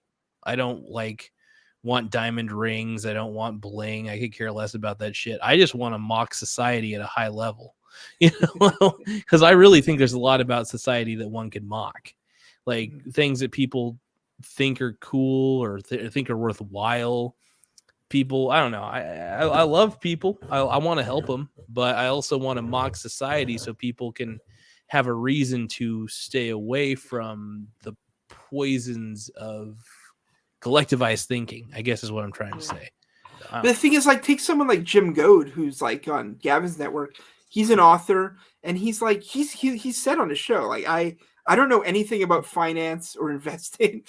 And the thing is, but now he also complains about how hard he has to work now in his 60s because he doesn't all this money. He never really saved it. You know, he didn't know how to save. He didn't know how to invest it. If he invested some money along the way, he wouldn't have to, like, because he does Gavin's show, but then he also writes for a magazine. Then he also takes all these other side jobs, just like proofreading articles and books for people. Yeah. Because he's trying to save up money for his son, kind of thing. But it's like, you know, he wouldn't have to do all that now. If 40 years ago he had learned about investing and just bought some stocks or something, he'd probably own a network himself. So that's the thing. Like you said, you want to do like all these things, but if you add the investing to it, then that keeps you having to do a bunch of stuff you don't want to do like 30 years from now. Well, and that's what's really cool. So like the fact that I invest, by the way, that's the motivator. That's the inspiration for me to keep working. You know, I work to invest, and then I invest to work less, I guess you could say, because like I have enough dividends that come in that it doesn't cover everything, obviously, because I'd still have to work. But it's nice to have the option to not work if I don't want to. That's the thing. I don't want to necessarily retire early. I just want to have the option to say "fuck you" early. You know, like I want to have the thing. Like someone like Jim Goad's controversial. What if you become more controversial at some point? You want to have the option to do that. You want to have the option to say whatever you want. No one go ahead, fire me. I don't care. Exactly. You know, it makes no difference because it's like I got all this income coming in, baby, all the time. You know, stuff like that. And it's just like, no, damn, man, we've been on here for almost like 2 hours, 45 minutes, basically. Holy shit, we've been killing it. Yeah, we nailed it again. What was I doing? I think I was watching the end of the hockey game. I just got home. Oh, shit. I think I was gonna watch. I don't know. I was gonna watch some. I've been up since like six this morning because I had to go to Vancouver and back on the train. Today's like my long day, but yeah. So, but I don't know. I was gonna buy some beer. I didn't. So, but what you were saying before, like that's the thing. Like I didn't do a bunch of stuff when I got home today because I'm broke as hell. Because like you said, the last year and a half, I'm now into year number 2 of investing. And you're right. It's been like a nightmare. I've been broke as hell. I've been hungry a lot of the time, but now I'm coming up on my first $20,000 and, the first 30 is going to be a bit faster. And I'm like, I'm so glad I did that, cause now it's like, if, I don't know. What can you? It is what it is. But yeah, Well, don't like forget to focus on your health, though, man. You always got to focus on your health, though. And don't forget about that. So still eat right as best as you can. It's okay to spend a little bit of money on like good food and stuff. You don't have to like eat like a prince every night, obviously, but you know what I mean. Like I was doing that though. I didn't know what. Like I can't tell you how many people I've talked to in the last month where I've tried to tell them you should get into investing because I see them. They've got all this extra income. They just buy a bunch of crap they don't want. They're like, yeah, I bought these shoes. I really didn't need them, but I got the money. So I'm like, okay, you're in your 30s. You can be rich. Like you're like 30 years old. By the time you're 40, you could have $100,000 and making $1,000 a month in dividends. Yeah, and I'm trying to explain this to like a lot of people, and they're just like, "Oh yeah, that sounds pretty good. Maybe I'll ask you about it sometime." It's like, no, you don't understand. It's like, stop what you're doing. But, I think that people don't have enough fear in them sometimes, I think, and that's why they don't invest. I started investing out of a fear that one day I'm going to suck ass. One day I'm just going to suck. I'm going to be awful at everything, or I'm going to be awful at something to where it will be enough for me to not be either employable or maybe, you know what I mean? Like, I just think that like it's arrogant to think that one can keep going at what they do forever. Like, it'd be like Tom Brady, thinking that he'll never be done with football, although he did play till 45, which is incredible. But like, you know what I mean? It'd be like him thinking, oh, I don't need any secondary game plan. I got football. I'll keep doing this forever. That'd be dumb. That'd be really dumb. It's like, that's why I say investing gives you cushion, gives you leverage. When you're investing and when you got income coming, if you're making good money right now and you're willing to eat a little bit of shit, like just, not like live a lavish lifestyle. If you're willing to look as poor as I do, like use me as an example, I don't need to buy Rolling Rock. I could buy like the high end tequila. I could go to the liquor store just about every night. But it would cut in my investing strategy. It would just be bad. I need to keep putting more money into my investments because I like long-term investing. And I think at the end of the day, it's like, it's better for my health because I replaced shitty habits. Like I don't smoke anymore too. That's another thing. Like I don't smoke ciggies. I used to kind of smoke, but it's a whole long story anyway. But eat shit, I guess, is the best terminology, I guess. Learn to eat a little, not actually eat shit. You know what I mean? But to all the viewers out there that don't know what I mean, don't eat feces. This isn't a jackass reaction. This is not a jackass reaction video. Don't eat your own feces, folks. That's all I got to say. Yeah, but like think about, I know all the times I was broke, like you'd think about, well, what if I won the lottery? What if I won a scratch and win and I won 10 grand? What if I won 20 grand? What if I won 30? You can have all that. You don't even have to win it. You can just save the dividends happen. It's like, and then you can go by, I think of it as a scratch win, like, oh, if I get this prize, that's $300 a month for the rest of my life. That's all my utilities bill paid for the rest of my life. Yeah. Or let's get up to like $500 a month. Wow, I get free groceries for the rest of my life. Yeah. It's like you think about it, and then there's different, like, oh, $1,000 a month. That's almost like free rent for the rest of your life. So it's just like, but you can have all that and you don't have to gamble at all.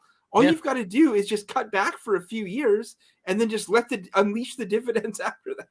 Yeah, dude, and it's another thing. Like I was thinking about it too, because my girlfriend and I were looking to get a mortgage for a house, and we've been looking in our area, and the housing prices have depleted. But think about this: I have assets that pay me dividends, right? I can use those dividends. I can use my assets to pay for some of my liabilities because I consider a mortgage a bit of a liability, oddly enough, because if I fail to make the mortgage payments, that's really the bank's house until I pay off the mortgage. That's another thing. People always say home ownership's the best thing. It can be, as long as you have a means of being able to pay off that mortgage, worst case scenario. Right. But yeah, no, but yeah, having assets that give you payments is, in my opinion, gold. Just always keep tabs on the taxes, though.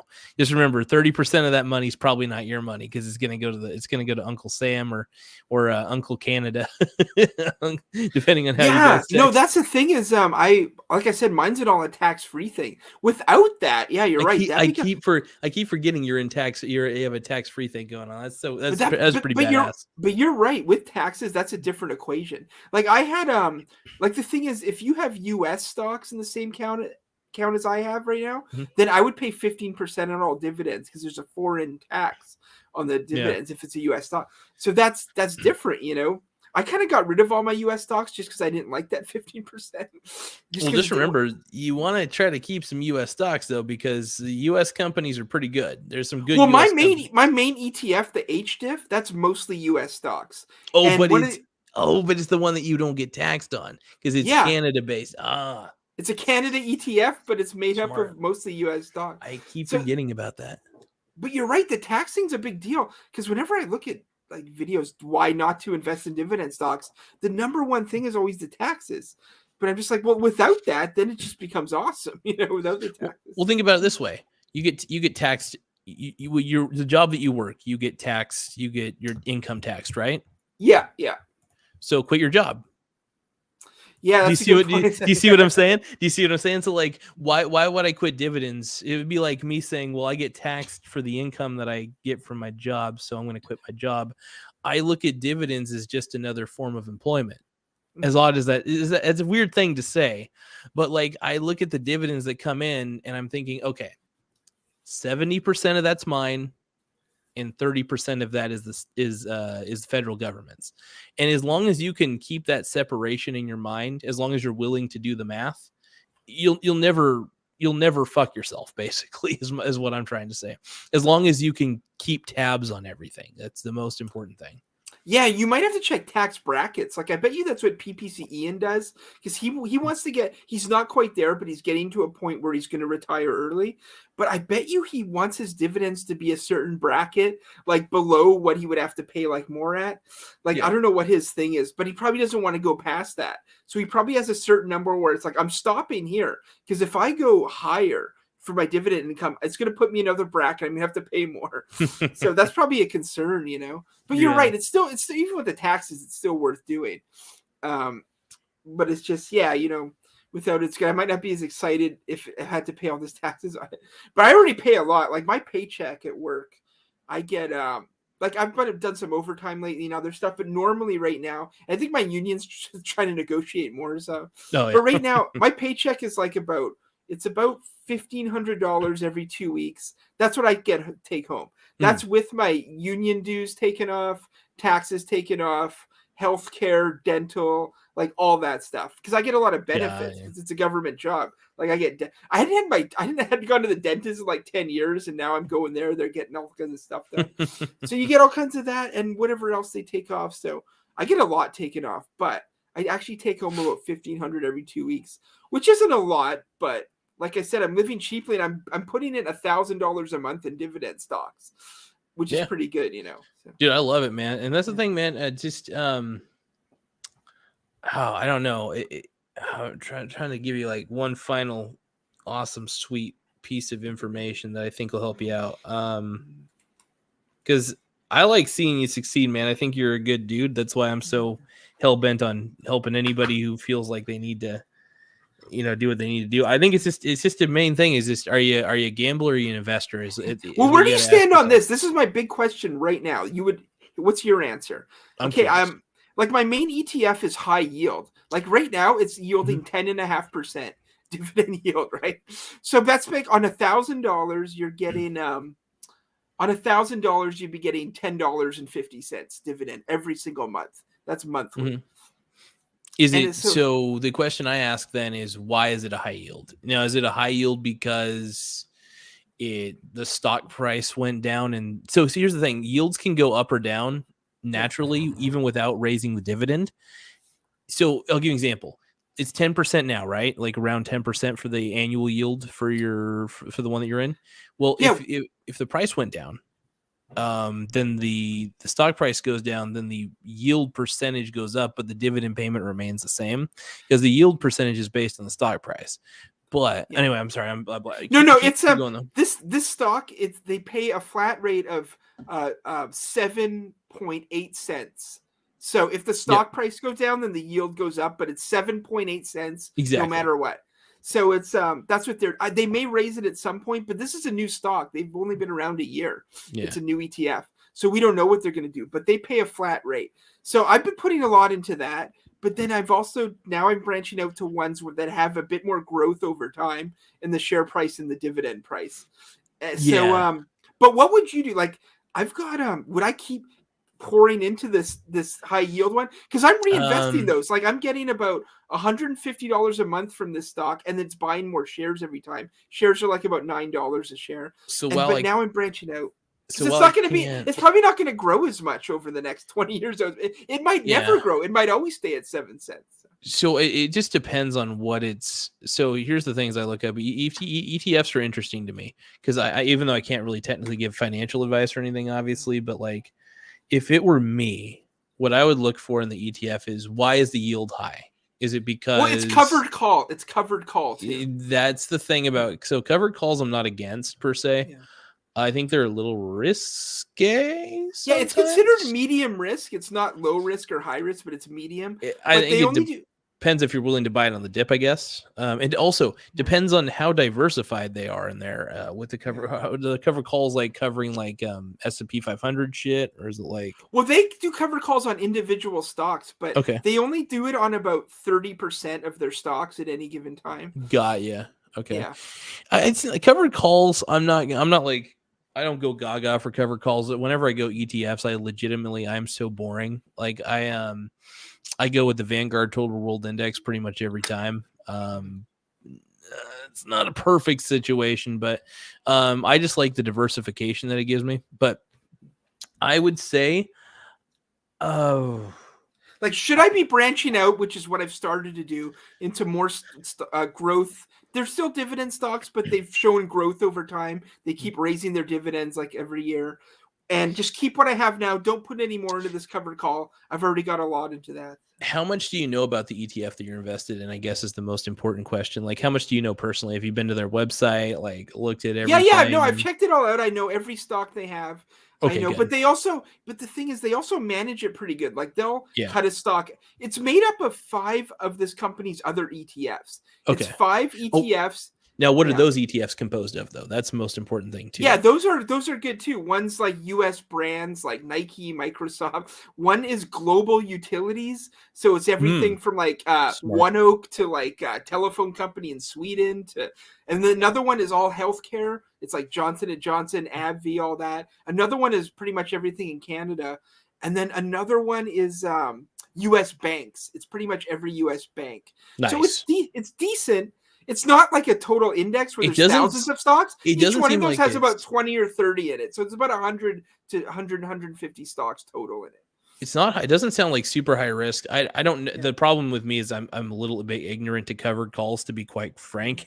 I don't know a bunch about it. So I mean, if you know enough about covered calls and you feel like it's if you feel like it's diversified enough with good companies or whatever, if you feel like it's backed by real shit and you don't feel like it sucks, you're not getting taxed on any of this either. You're not getting taxed on any of the dividends. Not only that, there's no management fee on the ETF because the management fee is accounted for in that 7.08 cents because it's made up of 5 other ETFs that this company has, and those already charge a management fee. Yeah. So like these other ETFs it's made up of are a lot bigger, and this is only about this one I'm in is only about $250 million worth of those other 5. Yeah. So it's kind of small, but whatever. It just generates cash. But my point is that I think I'm going to start branching out into some growth ones because I've got 20, 25 years. I don't have to stop at an ETF they may never raise their dividend. It might always be 7.08 cents. So I feel like if I've got 20 years, if I had 5 years, I'd say, screw it, let's just go with that. But if I've got 20, 25, maybe 30, maybe in 40 years, I'm still going to have these other stocks that are going to grow. So I think I should start branching out into ones that have raised their dividend over time, That's what I do. Shit. The only thing is, it was hard to get into those to begin with because I'm trying to at least have enough to reinvest one share on a dividend reinvestment. Mhm. But it's like some of these stocks you need $10,000 worth, $20,000. So I didn't have that to start. But now I've got a solid base with this ETF, so I'll start checking out other ones now. But anyway, that's what I'm doing. I'm going to mix the two. I'll do with this ETF, and then I'm going to start getting some growth ones now that I have a solid foundation. Yeah, it doesn't sound that bad. I mean, it sounds like, you definitely hit the nail on the head when it comes to medium risk.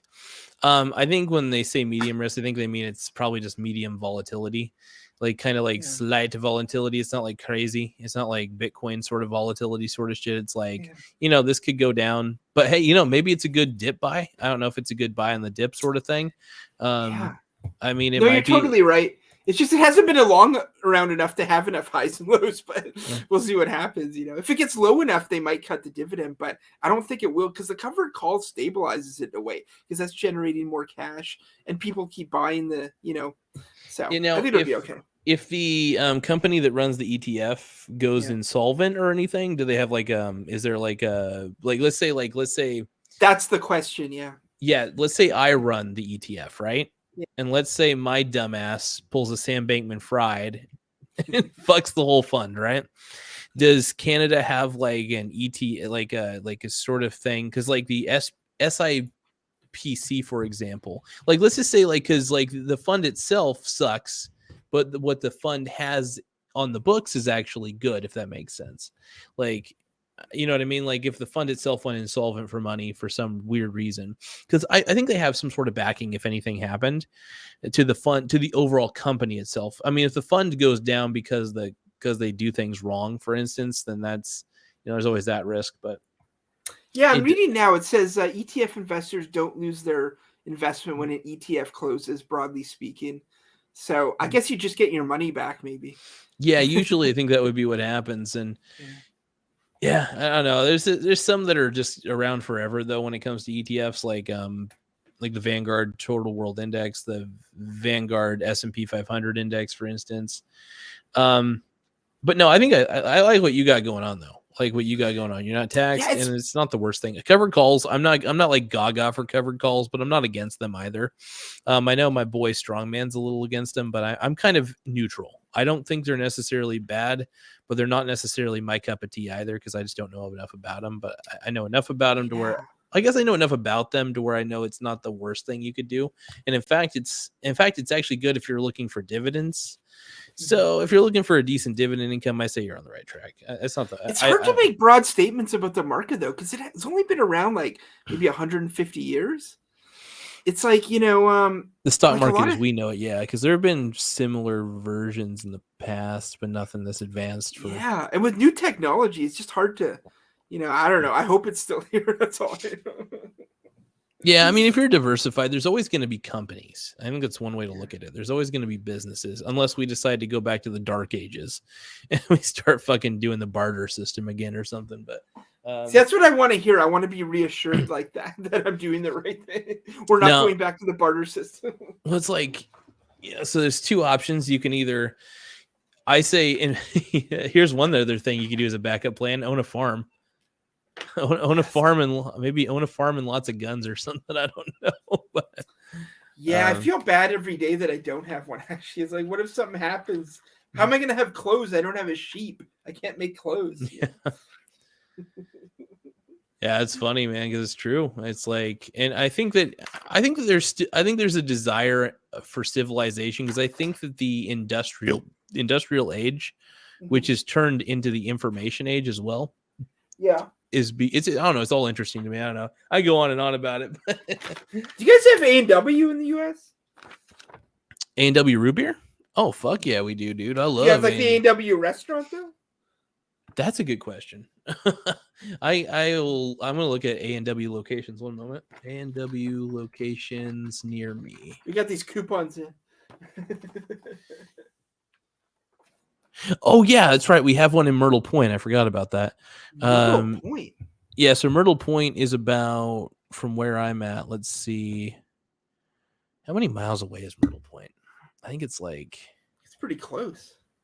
yeah, it's not that far. Myrtle Point is a very it's like a I don't think it's like an hour long drive or anything. I always forget how long it is too. Oh, here's the directions. Boom. Directions usually tell you how long.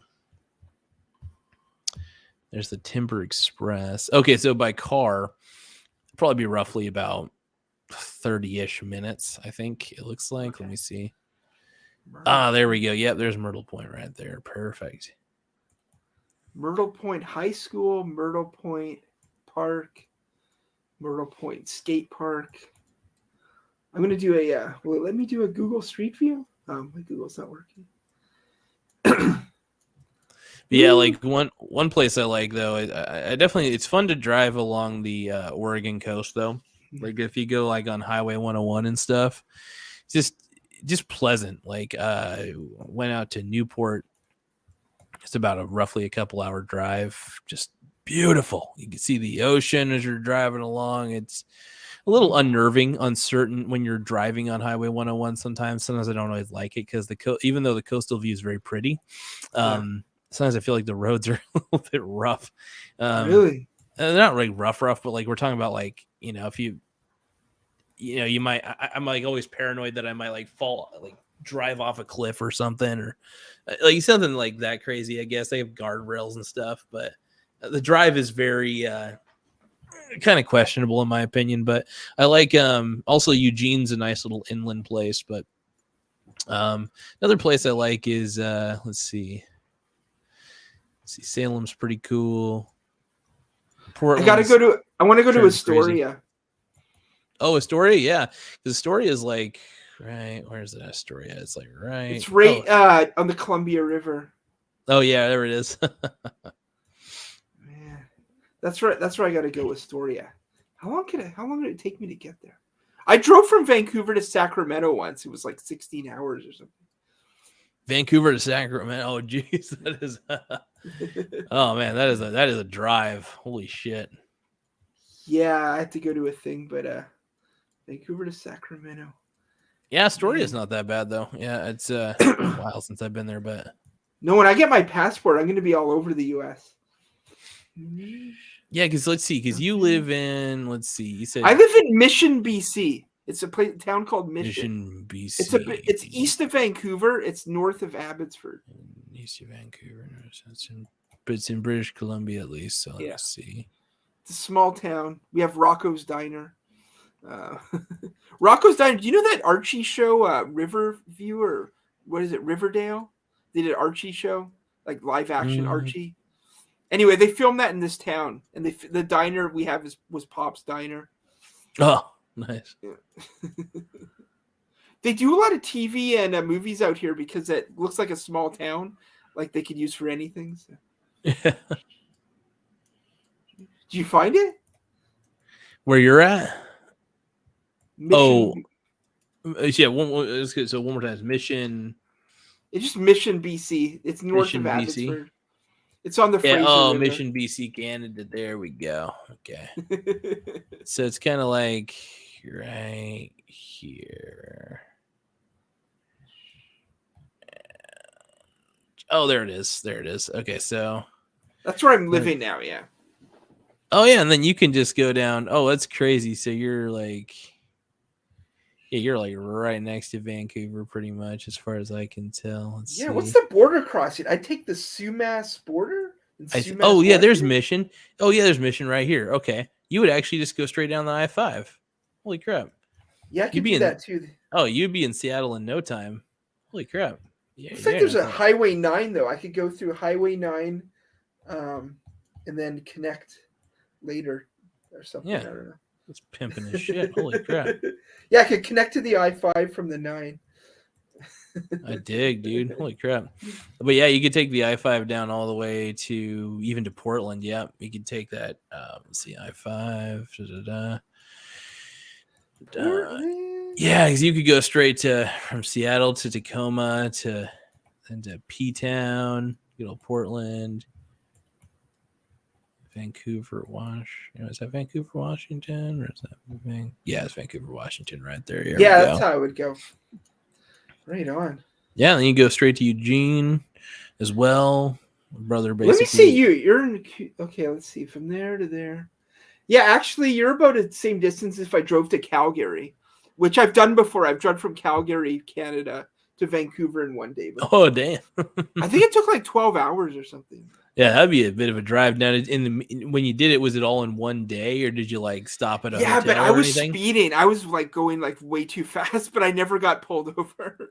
Oh my goodness! I was going so fast that when I pulled over to get gas, my arms were like frozen like this because I'd been holding onto the steering wheel and like speeding so much. It's like in that movie Easy Rider, everyone had the big choppers, like the big bikes, and they said they stopped filming for the day. Everyone gets off and their arms are stuck, like they're frozen, like in that position. So they're at the bar and their arms are all like this. That's what my arms are like in the car. Because I was doing like, it might have only been 110 miles per hour, but it was way past what our speed limit is. So yeah. Crazy. I love it. Oh man, there's the coast. I'm from a town called Port Alberni. That's on Vancouver Island. That's a small town, but yeah. There. That's like a lot. Man, I may have to go here in a second, man. I'll probably. Oh, we did 3 hours 15 minutes. That's a new record. I know, dude. I'm feeling it, man. Like it's a marathon stream. I love it though. I'm just having a blast because it gives me a moment to kind of zone out and just chill out and have a good discussion with my boy. There's proof I have a Canadian hat. Okay. This is a Toronto Blue Jays. Oh, dude. I think this is actually their Black Lives Matter night hat or something. Oh, is it really? I think it is, but I just bought it because I like the logo. I thought it was funny. Dude, yeah, I need to get my bro a Toronto Blue Jays hat because we're baseball buffs. We love baseball, and Seattle Mariners made it to the playoffs, which I'm very stoked about when they did. In fact, I remember you and I were discussing that pretty hard on one of the streams. I remember that. Point. Yeah. Yeah, I was just stoked. I was like all over the place. I was like, woo! But yeah, no, I think the Mariners got some shots to get back into the playoffs, hopefully. But I'm just glad they broke the streak. Like once they broke the streak, I was so relieved. I was like, thank goodness. It was like I had to wait till I was a 34-year-old adult, and then I had to wait since middle school for this to happen. So I was like, damn, man. Yeah, I'm kind of surprised Mariners. They've had a lot of great players over the years, but they just never been able to really break through. But yeah, it's been a rough ride. If you're a Mariners fan, you've had a rough ride. So that's all I gotta say. Oh man, but I may have to let you go here in a second, man. I gotta eat some food, and thanks for taking your time to hang out with me, man. I appreciate it. I want to see. I've become like this is like everything. I want to keep trying to boost the views on the channel. How many subscribers can we get? By the way, if you ever have like anything, do you have any services that you use that like if you refer a friend to it, you get like a kickback or anything? No, maybe like H&R Block taxes or something. That's it. Because I was thinking I wanted to find a way to like, if my channel got big, to maybe put something that you would benefit from, like a referral link for, I don't know. Yeah. I mean, if you would, I don't know what are your benefits if you refer somebody to H&R Block. I don't know. If you refer a certain amount of people, they give you some money or something like that. Like, does it matter what country? Does it matter what country? I have no idea. Yeah. But they always email me that, like after I do my taxes. Hey, if you refer some people, we'll give you some money. Whatever. I don't know. But I've always got them the last few years. But if you want to do anything, just promote my Inland Empire book. We still got to do an Inland Empire stream. Oh, I could link people to that book. Holy shit. Yeah. I forgot about that. Hold on. As I want to you should do like a short Inland Empire reaction sometime and then link like the book or something. I would not mind doing that. That'd be actually pretty dope. I wonder if we could watch it on Amazon. Let me just see it and then Amazon. You could probably download it somewhere. I don't know. Empire. I know that your book was which one was Yeah, that? it lets you buy like the DVD and Blu-ray, but I don't know if it lets you stream. Stream Inland Empire. Let's see.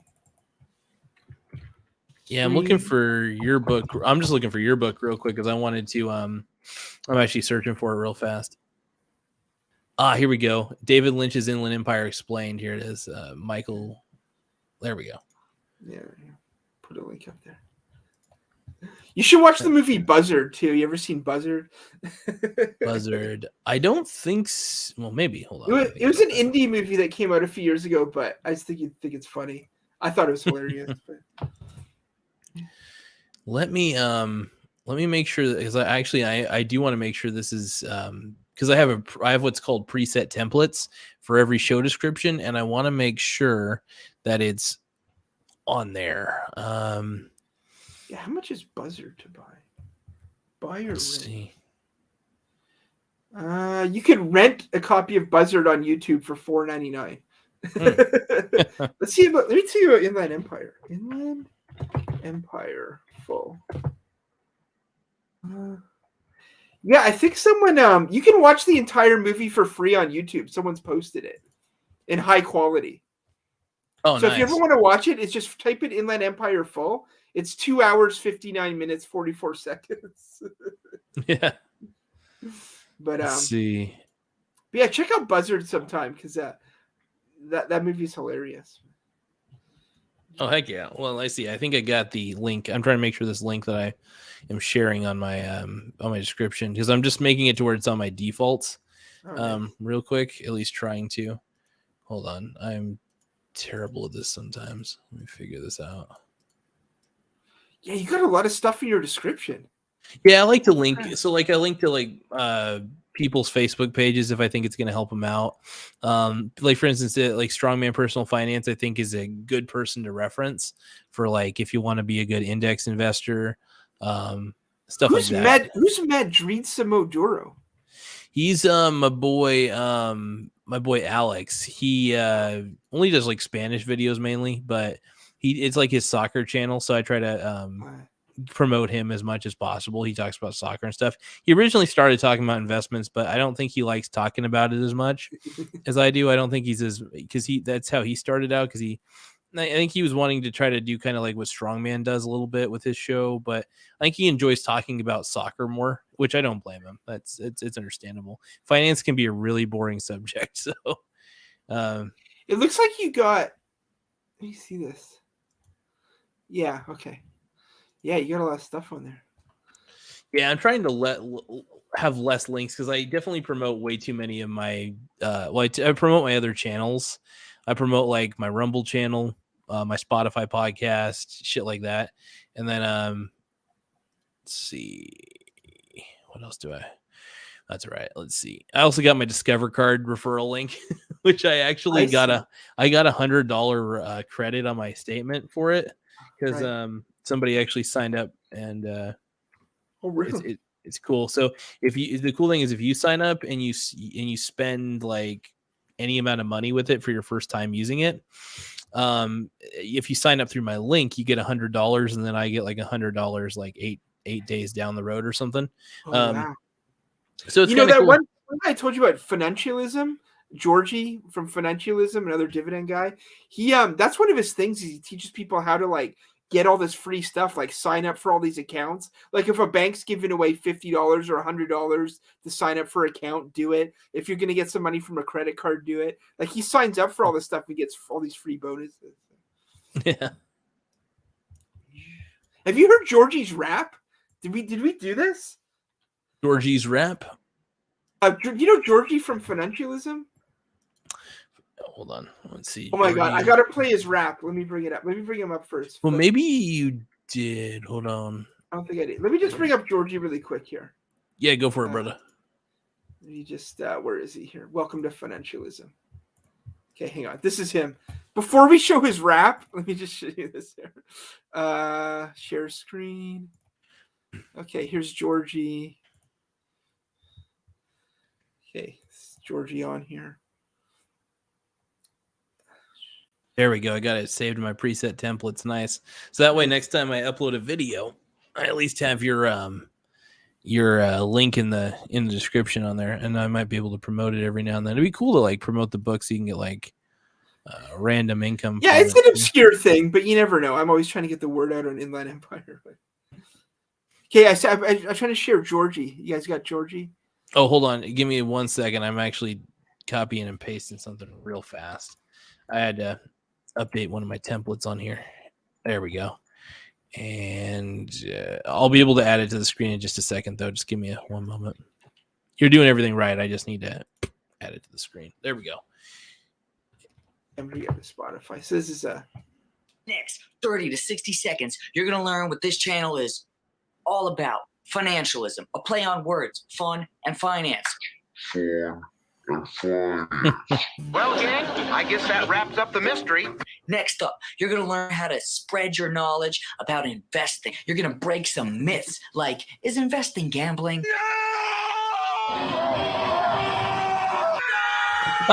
If you're a gambler, you'll gamble with anything. Lives, knives, rocks, stocks.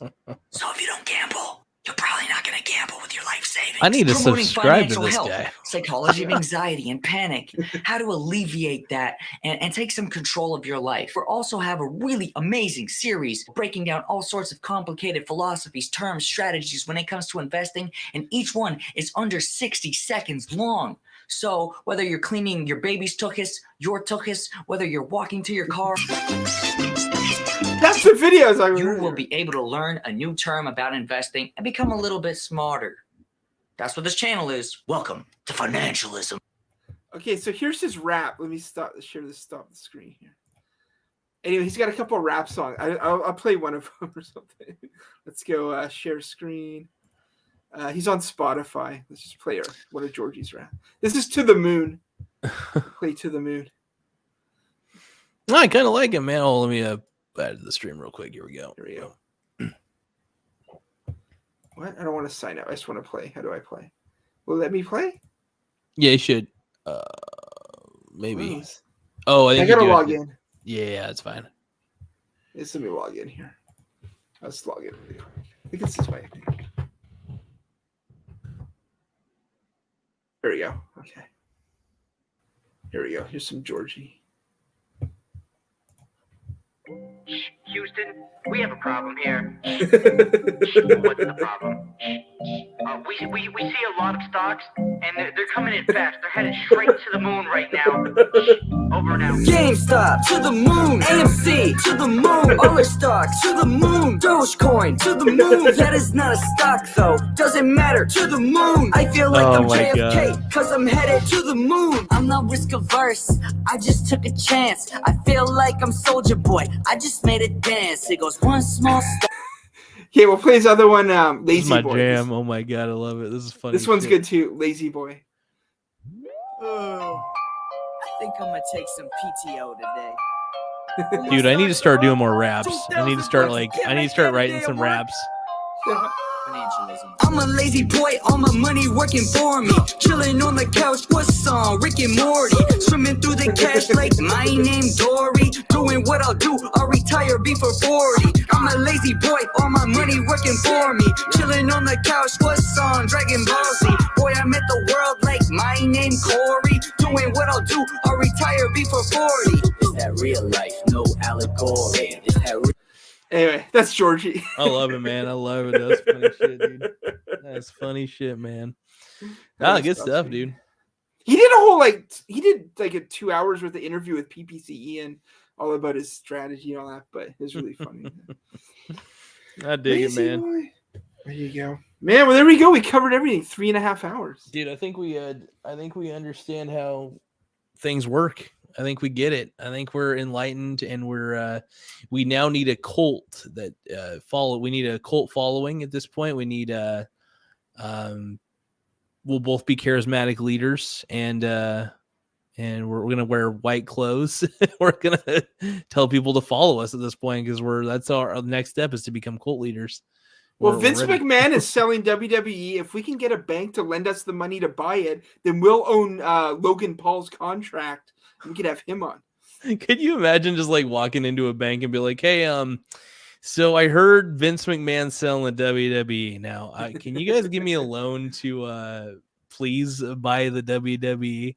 I think I need maybe like $38 billion, please. Yeah, he's selling for $9 billion. I'm only really? That I thought it was Yeah. going to be more than that because WWE is a huge brand, man. That's a huge ass brand. But yeah, if he even sells it. But yeah, we'll see what happens. But yeah, if we why can is get a piece of why is that. Vince selling it, man?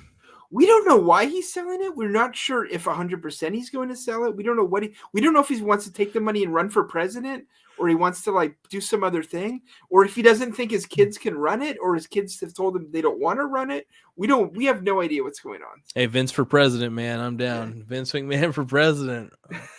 Wait, was he originally Canadian or is he originally American?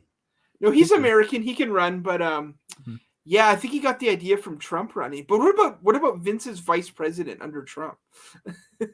Vince's, oh my god. Well, let's see. Oh my god, I would love it if like Trump ran with like Vince McMahon, but like Trump was like the vice president to Vince McMahon or something. Yeah, they could tag each other in. Be like dude, that would be sick as fuck. Oh my god, so in on this. Oh man, but I may have to go here in just a second. I got to clean up the place a little bit. Luckily, I'm lucky because I got tomorrow off because I had some extra training that I had to do on Wednesday. Right. So they were like, okay, we're giving you Thursday and Friday off. And I was like, I'm down for it. Woo. But awesome. All right. Well, thanks. It's been a good stream. Oh, this is like before we go, what do you think Trump's gonna say? He's gonna say what's the thing he says? He's gonna say where he goes, what does he say? He's like, I like him, but I don't think I like him that much. Yeah. Well, here, it's all right. Well, what do you think the subject's gonna be? You think it's gonna be China? Think it's gonna be the wall? He's gonna talk about the wall. All right. You heard our vets? You stole from us? You're fired. Get out. Oh, well, I don't know. I think it was China. Oh man. Well, hey Tim, my boy, I love you. You're the best, man. Oh, right. dude, I I don't feel like I'm built like Lex Friedman to do it. How long we were able to do that. That was incredible. But dude, yeah. Hey, I'm gonna give you a virtual high five, man. Virtual high five. Woo-hoo. Holy crap, man. Dude, good shit though, man. Good shit. Boom. All right, well, have a good one. Memorize those Georgie raps and come up with your own. I do need to start writing down more raps though, dude. GameStop to the moon. AMC to the moon. Honestly, writing raps is so fucking easy. Like, I can't freestyle for shit, but when I start like typing out what I want to say, I then can read it off and then do because I could, like, for instance, like, I could rap off this comment section. Was she on Jackass? Did she get bitten by an alligator? Not the RDJ. Hell no, yeah. You know, like stuff like that. I can just read it off and just sound like I know what I'm doing, but I really don't. I'm a terrible rapper. But anyway. No, you should rap like transcripts to like Don Lemon's CNN show. Just like rap anything. That sounds boring and awful, but yes, I would. That sounds terrible. No, you rap Tucker Carlson. Here's what you do. You watch the show with the closed captions on, and you rap the closed captions as the show's on. You know, it would be even better. You know, I was telling about Chat GPT. Tell Chat GPT to write me a completely original rap song in the voice as if it was written by Tucker Carlson. Yeah, that would be funny as shit. And then, oh my god, we're creating a monster already, man. Anyway, I love you, brother. Always all right, fun. Have a good night. All right, stay sexy, my friend. Woo! All right, I'll see you later. WWE's back, man. WWE's back. Anyway. I just want to thank my boy Tim, Rockstar. I want to be a rock star. Anyway, I will probably end up uploading some videos that I have sitting on my hard drive that I got to upload at some point because I don't want them sitting there for too long. So I got to get them on the YouTubes. But anyway, thank you guys for tuning in. If you can, hit the subscribe button. I am trying to get to the 1,000K mark because I think this show is worth it. I like supporting my boy Tim. I want to get those book sales up the ass. I want to get all those fucking book sales going. I think it'd be fun to try to promote Tim's book. I wouldn't expect anything in return. I love having him on. He's just fun Fun dude. Anyway, thank you guys. Any final words that I gotta say? I got nothing. Anyway, thank you guys so much. Have an incredible night and have fun. Later, everybody. Woo!